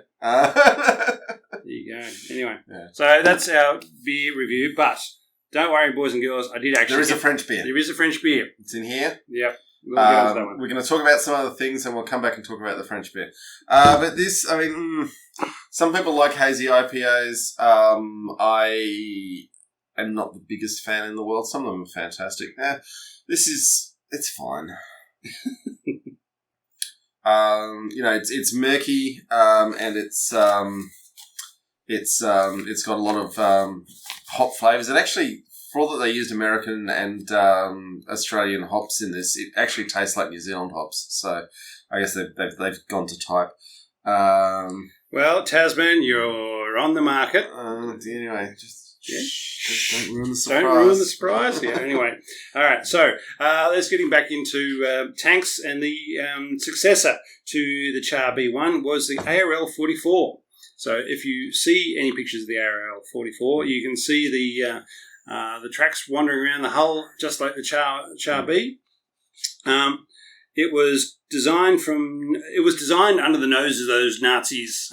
So whilst France was occupied, so it was designed after Vichy France fell, so after 42. So between 44, in 1943, they started designing the next tank for the Free French. Whenever they got the chance, they had to disguise it from their Nazi overseers. But they came up with a number of ways of doing that but eventually what they ended up doing was taking the hull of the Char B1 and then saying, okay, let's put a turret on it with a bigger gun. And because they'd seen turrets with bigger guns on them, so they said, right, that's what we're going to do. So, but it was produced from 1949 to 1951. So again, it was... They designed it in 1944. They were really hoping to get it out for the end of the war. They ended up having 60 of them built. It was weighing 50 tons, so it was quite a hefty tank by the end of by 1949. The hull had a very strong hull armour with 120 mils front armour, but a weaker turret. So where you'll see it mainly these days is in various War Thunder or World of Tanks, whereby it'll be a very good tank with the hull armour, but the turret armour is a bit thinner and it's got a good gun. 34.5 feet long, so just as big as the Char 2C. So again, a really big tank, 11 feet wide and 10.5 feet wide. So how many widths? 11 feet wide and 10.5 feet high. High, yeah. It had a 90 mil. It started off with a 75 mil gun. They said, no, that's not big enough. They put a 90 mil gun in it. It had two 7.5 machine guns, and 35. So it had a 350 kilometre range and could do a maximum of 35 kilometres an hour on road. The engines were the fun parts of this, and so the French couldn't build themselves any decent engines during this period of time. So what they ended up doing is taking some captured Maybach. Not the Maybachs. Yes, Maybach V12 engines, and they said, you know what? These are ours now, and they stuck them in their tanks. And so they weren't. The strength of the Panzers was not the Maybach engines, but okay. So look, and the main reason they were bringing them out was so they developed them under the Germans' noses. But after Normandy, France wanted to regain its prestige and position at the table. So where the Allies had, so you had the Americans, the Brits, and the Soviets. They were all calling the shots, but the French wanted to be in that situation and making those and being able to contribute, and said, you know what, to do that, we have to be able to provide tanks. So they looked at what tanks were on offer, and they said, okay, yes, we've recaptured, and this is not from June 44 we're looking at. Yes, we've retaken a number of our own Char B1s, and we're running around with those with the Free French Army, but into the future, we want to contribute more and new tanks. So they came up with the design and they had the design for the ARL 44. So they said, right, we're going to put this design into production in order to say we are a serious force that people need to take seriously and give us, because again, we're one of the biggest nations in Europe, and we should be able to make decisions and based upon what we're doing. France has, with very good reason, considered itself to be a world power for a very long time, and it's still a world power. Yeah, they're still the ones running around doing a lot of stuff. Yeah. That they also, basically you could go back to the Franco-Prussian War for French making quirky design decisions that don't actually work. Terrible command decisions. And one thing I did want to talk about was one thing you need to understand with French military production in the interwar period, which goes a bit to Alan's question about why they couldn't make decent tank tracks, was that the French governments, plural, were more worried about coups d'etats by the French army than they were worried about invasion by the Germans.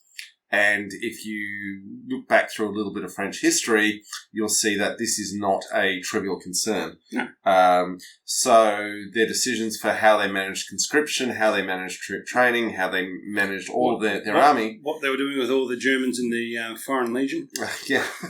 Besides sending them to Indochina. Yeah. All of these things were based on a very real concern that basically the French government didn't trust the army with very good reason.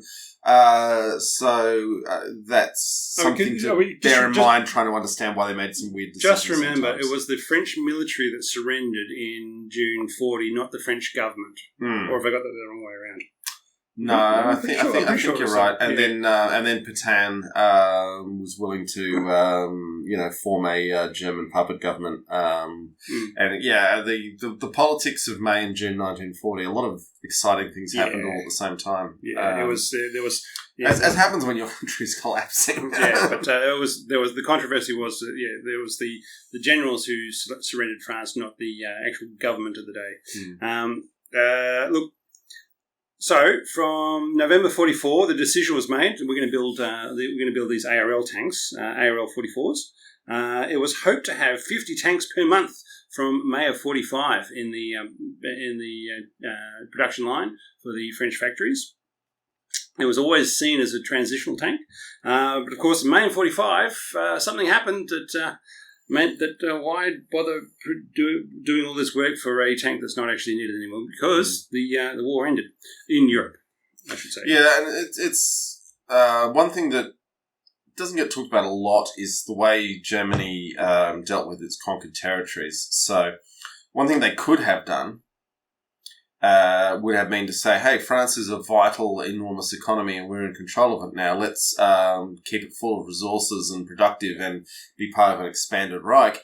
Or you can do what they did, which is say, we're going to starve this of resources, we're going to starve it of food, and we're going to concentrate everything we've got to German companies in German territory, which, you can understand the biases inherent to that. But if you're actually trying to establish a European empire by conquest, that's probably not the way to do it. But so France from 1940 barely had enough fuel to get the tractors running, to get the crops in. Barely. It was some hungry years. All right, so it started out as a heavy tank because it was 50 tons. However, by 1949, when it actually rolled in production, it was designated as a tank destroyer, which is why you might see it in games designated one way or the other. When it came out in 49, it replaced a number of Panthers that the French army had been using to fill that role at that stage. So, yeah, as we've said, the French army's use of the Panther, one suspects that's because they had a lot of Panther crewmen from the Reich participating, but particularly in the Foreign Legion where they use them in Indochina. It only attended one public event, which was Bastille Day in 14th July 1951, where it rolled down the Champs-Élysées to show off that this is the tank of the future. No, it was a transitional tank. It only lasted from 1949 to 1953, when it was basically replaced by... can't remember actually. AMX something. And there were thoughts about what to do with them, whether or not to sell them off, give them to somebody else. How many did I say were built? 60. Only 60 of them were built because, again, numbers. But in December of 1954, the decision was made to scrap them. So rather than do anything else useful with them, they said, you know what, just use them as target practice and get rid of them. Super heavy tanks. There was no substance to the rumour that they were exported to Argentina. So because of their decision to scrap them, there are only 3 surviving ARL 44s in existence these days at Bovington, the Samoa. Museum, and another tank regiment museum somewhere in France.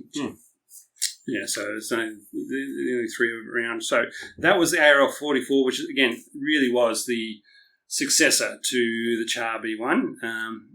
It had a good gun. It's if you see it in games these days, it actually is very effective because of the size of the 90mm gun, and it's pretty much the only time you're actually going to see any use out of it. It didn't get sent off to Indochina or anything, or Vietnam or anything like that. Can you imagine? The first bridge, the first rice paddy, squish. It would have just been training for your tank recovery vehicle. So it didn't see any action as it was, but we don't think we'll be doing any further podcasts on these 2 very limited tanks. So we thought we'd throw it in with the successor to the Char 2C and the successor to the Char B1 was the ARL 44. That's pretty much on those 2 things, and we're still chugging through our hazy IPA. It doesn't go down as quick as the lagers that we're having before. So I've got a couple of things I want to talk about. Firstly, let's bring up the patrons. There they go. Look, we got 5 more this month, which is amazing. We love you all. So I just want to thank them by name because we don't have that many patrons yet, and they are putting not a lot of money, but some real money on the table. So we really appreciate you guys. We really do. So our first patron ever was David Mulvaney, followed by Vikram Murthy. Our only top tier level patron is Stamps. We really appreciate you, dude. Brian Jenkins, Scotch 12, Carter Heller, Persicora, HMS Inconceivable, Floaty Burb. There's someone whose thing is just a full stop. So full stop, thank you. James Peters, Eugene, and joining us while the feed has gone to air, and so not in the title card I prepared, is Fartmaster. So thank you, Fartmaster, for your contribution. We do appreciate it. Okay, so we're happy to say the name because we. That is that. And we're going to move now to our graphics for the second part of the show. But quickly, a few things happened in the last month. One is we now have a couch in the studio because I've moved house, and we now have a dungeon, as mentioned, and we're recording from the sex room, so that's good. Yeah, but it's not a bad space to be recording in actually, and the internet's blazing fast. We've got fibre hooked up all the way to the house. I also turned 50, which is a moment for pause and sadness and just like, what the hell have I done with my life? But I've got a tank podcast. My turn's coming up in a couple of months. Yeah. But Rob, I was sitting in bed just before I turned 50, and I was feeling a bit sad and sorry for myself and thinking about what I've done with my life. And John Dolan from Radio War Nerd slid into my DM saying, "Hey, we need to talk about tanks in Ukraine, and you know a lot about tanks. Do you want to be on the show?" And for those who don't know, Radio War Nerd is a subscription-only podcast, and even more so than us, has a very left-wing bent. It also has a lot of ties into Russian intelligence, which gives a really pointed analysis of things happening in the US, because the Russians pay a lot of attention to that. So, yeah, a very interesting show that I've been following for years, and I got to be in an episode, and that was awesome. So we have got a bunch of Radio War Nerd listeners have joined this podcast as a result of that. So welcome, Radio War Nerd folks. We're glad to have you with us. So that was awesome. One thing that came out of that was that I talked about submerged welding of the T-34 as part of Russia's, which we talked about in our T-34 episode. We've mentioned many moons ago, but it's still very relevant because it was an innovation of tank manufacturing, of being able to carry out these making welded hulls. Yeah. Now, as a result of that, welded armor. An expert in submerged welding has been in touch to set me straight. I'm a dummy who thought submerged meant underwater. So, as you do. I was wrong. And that's cool, because now I've learned, and now you as the audience can learn with me. So submerged welding refers to submerging the pieces of metal you're trying to weld under flux, which is the powder you use to stop oxygen getting into it. It's an automated welding technique. You've got machines doing it. You've got your jigs set up. You put your piece of metal together, and then you put so much flux powder over the top of it that the welding head is moving through the flux, and that is submerged welding, which the Russians invented. Is still an important welding technique, and was pioneered for the T-34. So, like 3/4 of what we said was entirely accurate, but it's not done underwater, because who would have thought submerged didn't mean underwater? So that is something we've learned. Something that is underwater. Mm-hmm. The Nord Stream gas pipeline. We're getting there. Seymour Hersh. Now, this is the tie-in. After I was on Radio War Nerd a couple of weeks ago, Seymour Hersh, who's one of the more legendary journalists of the 20th century and is still working even now as we, approach the midpoint of the next century, published an exclusive that it was the Americans who had blown up the Nord Stream pipeline. So, I mean, the only thing I know about from Seymour Hersh is the My Lai massacre story. Yep. So, for those who don't know, My Lai was a war crime by the American Army in Vietnam, and it basically blew everything up out of the water, where the American military and government would love to have basically covered all that up and not admitted it. But Seymour was the one who got it out there, and people had to start taking notice. He's had an enormous number of scoops. And that was like 1971? Around then. I want to say that. He's had an enormous number of scoops through his career. He has an enormous number of deep contacts in the American security state. And for people to dismiss him as a disgruntled blogger, in Australia we have a guy called John Menadieu, who's been one of the most senior public services in this country's history. And he, in his late retirement, is running a blog where his fellow elderly but very experienced people write a lot of things, and we'll get the same thing that they'll have an exclusive saying something terrible is being done by the Australian government, and it'll just be like, oh, a disgruntled blogger, and it's like, hang on, this person has pedigree and history and real achievement. And similarly with Seymour Hersh and his Nord Stream story, that it was the US that blew it up, because remember at this point, no one a huge piece of infrastructure, an incredibly important piece of infrastructure, has been destroyed. We have the picture of the gas welling out of it, And it's not something you can just do on from your weekend fishing boat. Go down, scuba dive down and blow up a piece of significant infrastructure in the Baltic Sea. Yeah. I was willing to accept that maybe the Ukrainians did it themselves because they wanted Germany to be decoupled from Russia. So for those who don't understand the situation, the Nord Stream gas pipeline was a pipeline between Russia and Germany going through the Baltic Sea that didn't have to go through Ukraine. So where the Ukrainians could control Russian gas going to Europe, the rest of Europe from Russia. This previously, and by building this pipeline, it would be outside of Ukrainian influence and directly from Russia to Germany, and they could then distribute it to the rest of Russia as required. By blowing this up, somebody has forced the only gas pipeline. Sorry, not the only. I think there's one through Turkey nowadays as well. Major gas supply to Europe. Major gas supply to Europe from Russia, which is essentially the gas equivalent of Saudi Arabia for Europe. Whereas everybody gets their petrol from the Saudis, Russia provides the gas to Europe. So I just want to give context. Why are we talking about this in the Tank podcast? Because we said this before the invasion of Ukraine by Russia, that the Nord Stream pipeline was a key to the motivations of what was going on in Ukraine. We actually said that in this podcast even before the war started.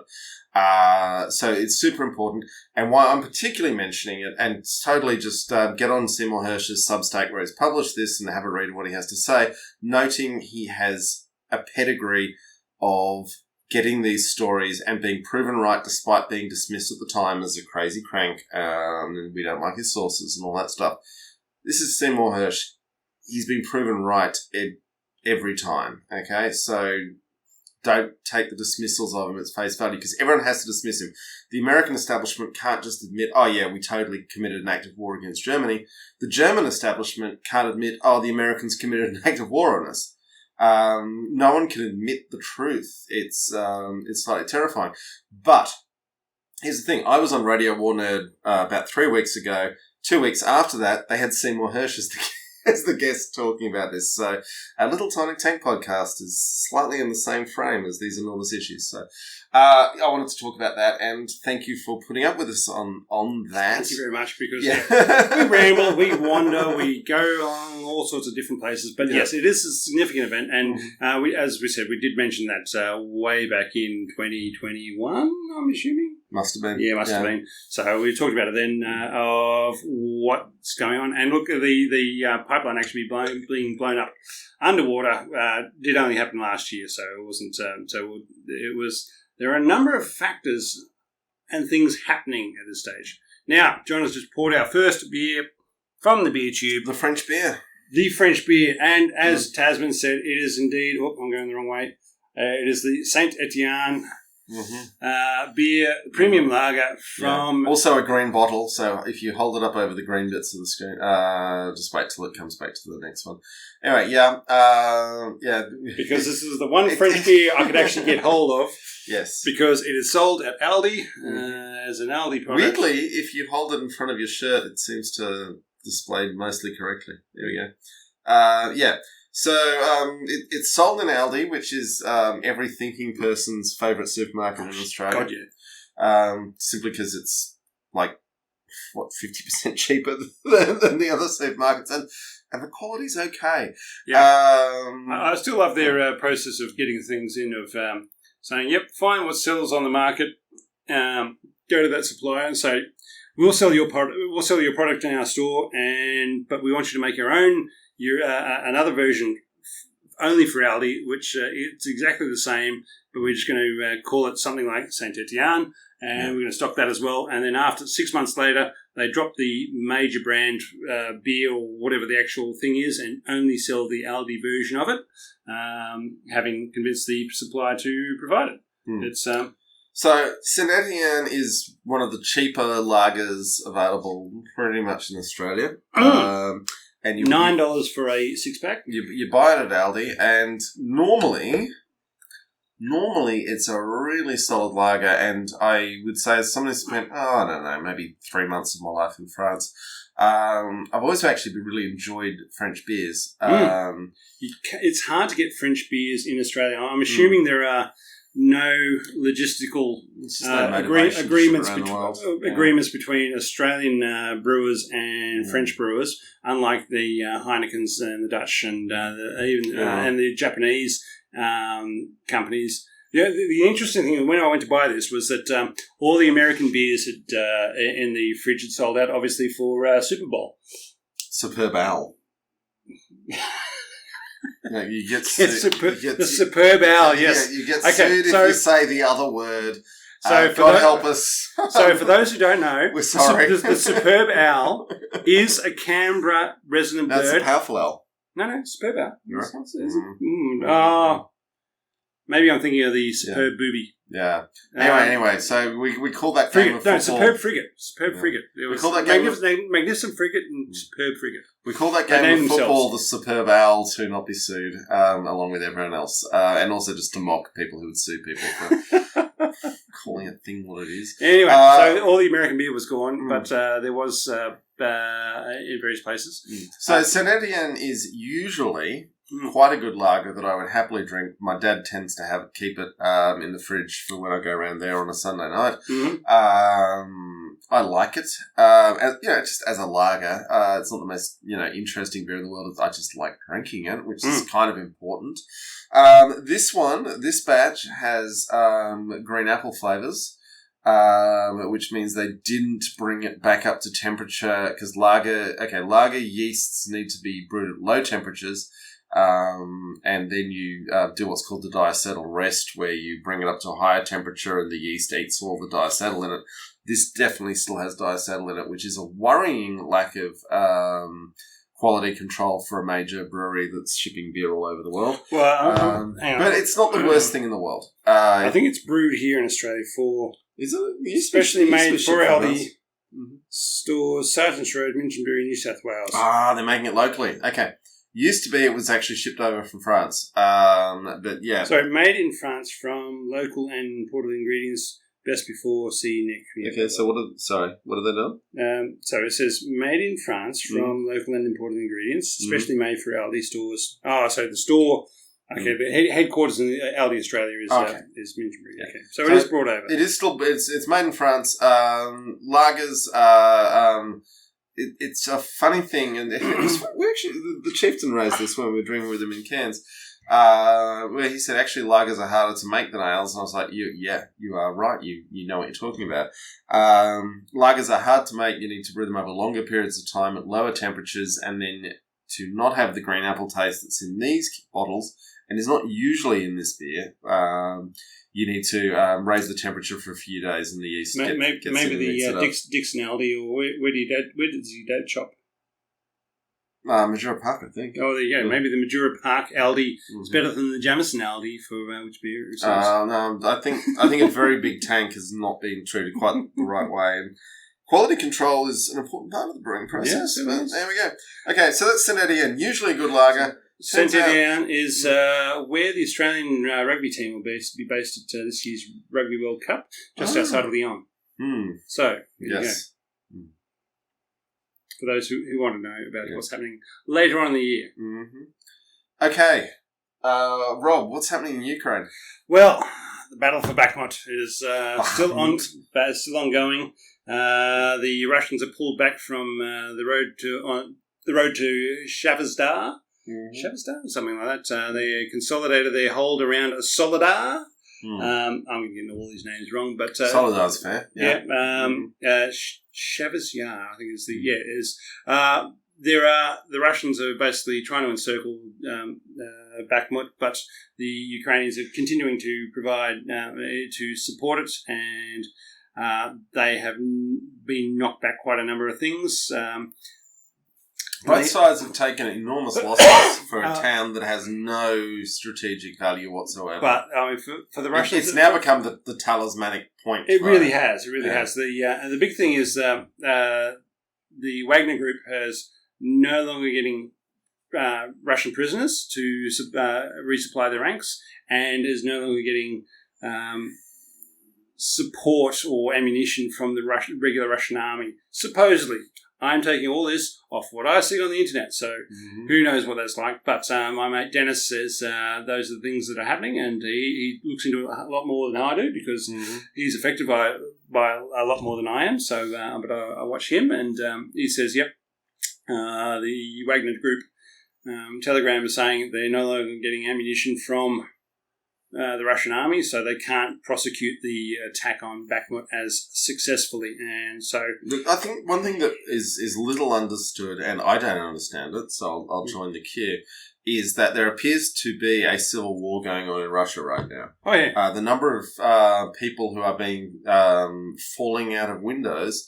Only billionaires fall out of windows, buddy. Billionaires and now senior public servants just this week. Oh, I didn't see that. Yeah, it was and I mean, she looked like a woman in her 50s. Not the sort to normally throw themselves out a window. So something is going on in Russia. Wagner Group has traditionally got strong links with Putin. Hard to say in this world of shifting alliances.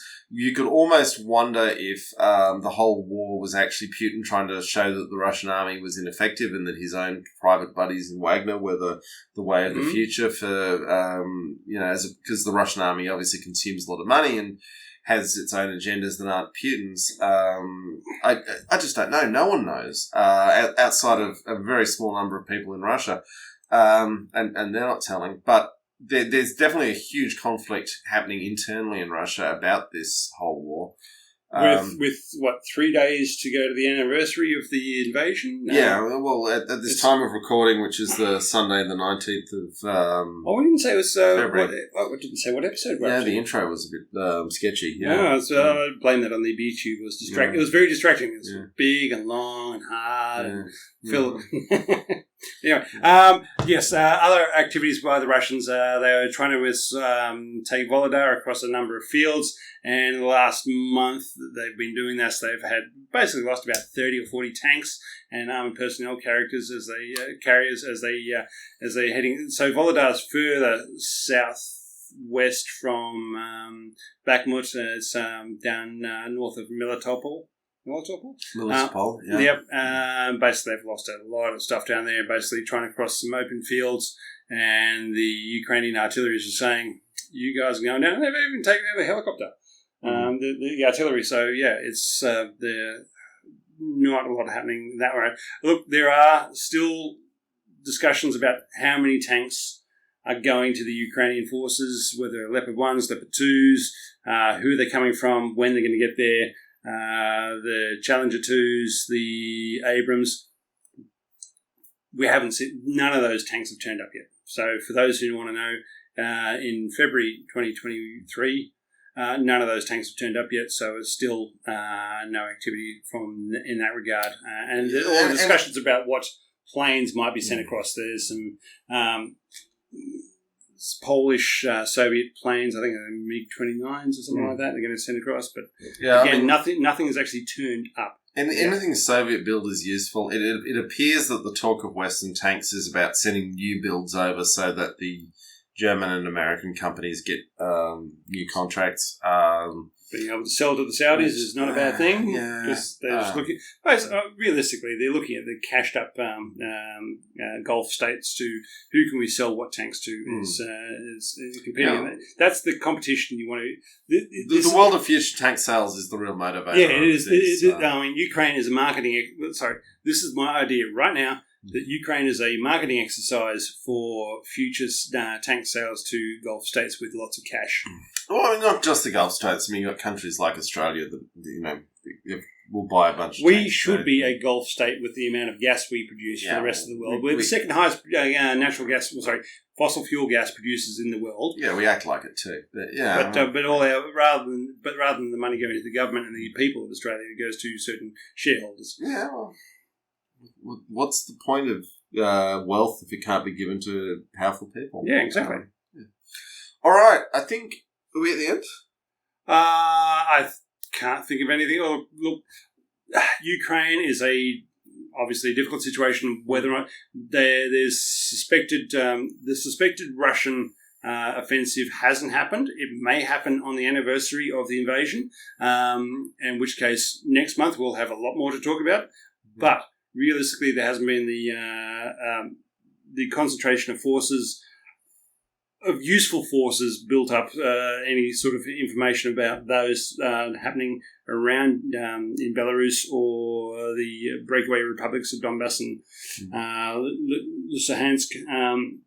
So we're not expecting that to happen in the next month, at which point, come springtime in the Northern Hemisphere, there should be more offensive units available to the Ukrainians, and there may be more activities from their side than what's happened over the last 3 months. The Ukrainian autumn offensive, when they've got a lot more vehicles, and the tanks are weirdly less important than the infantry fighting vehicles, I suspect. Which I will also say, an IFV is a tank. By any definition of a tank, an IFV is a tank. So let's not kid ourselves on that. Anyway, folks, we want to thank you for listening to us.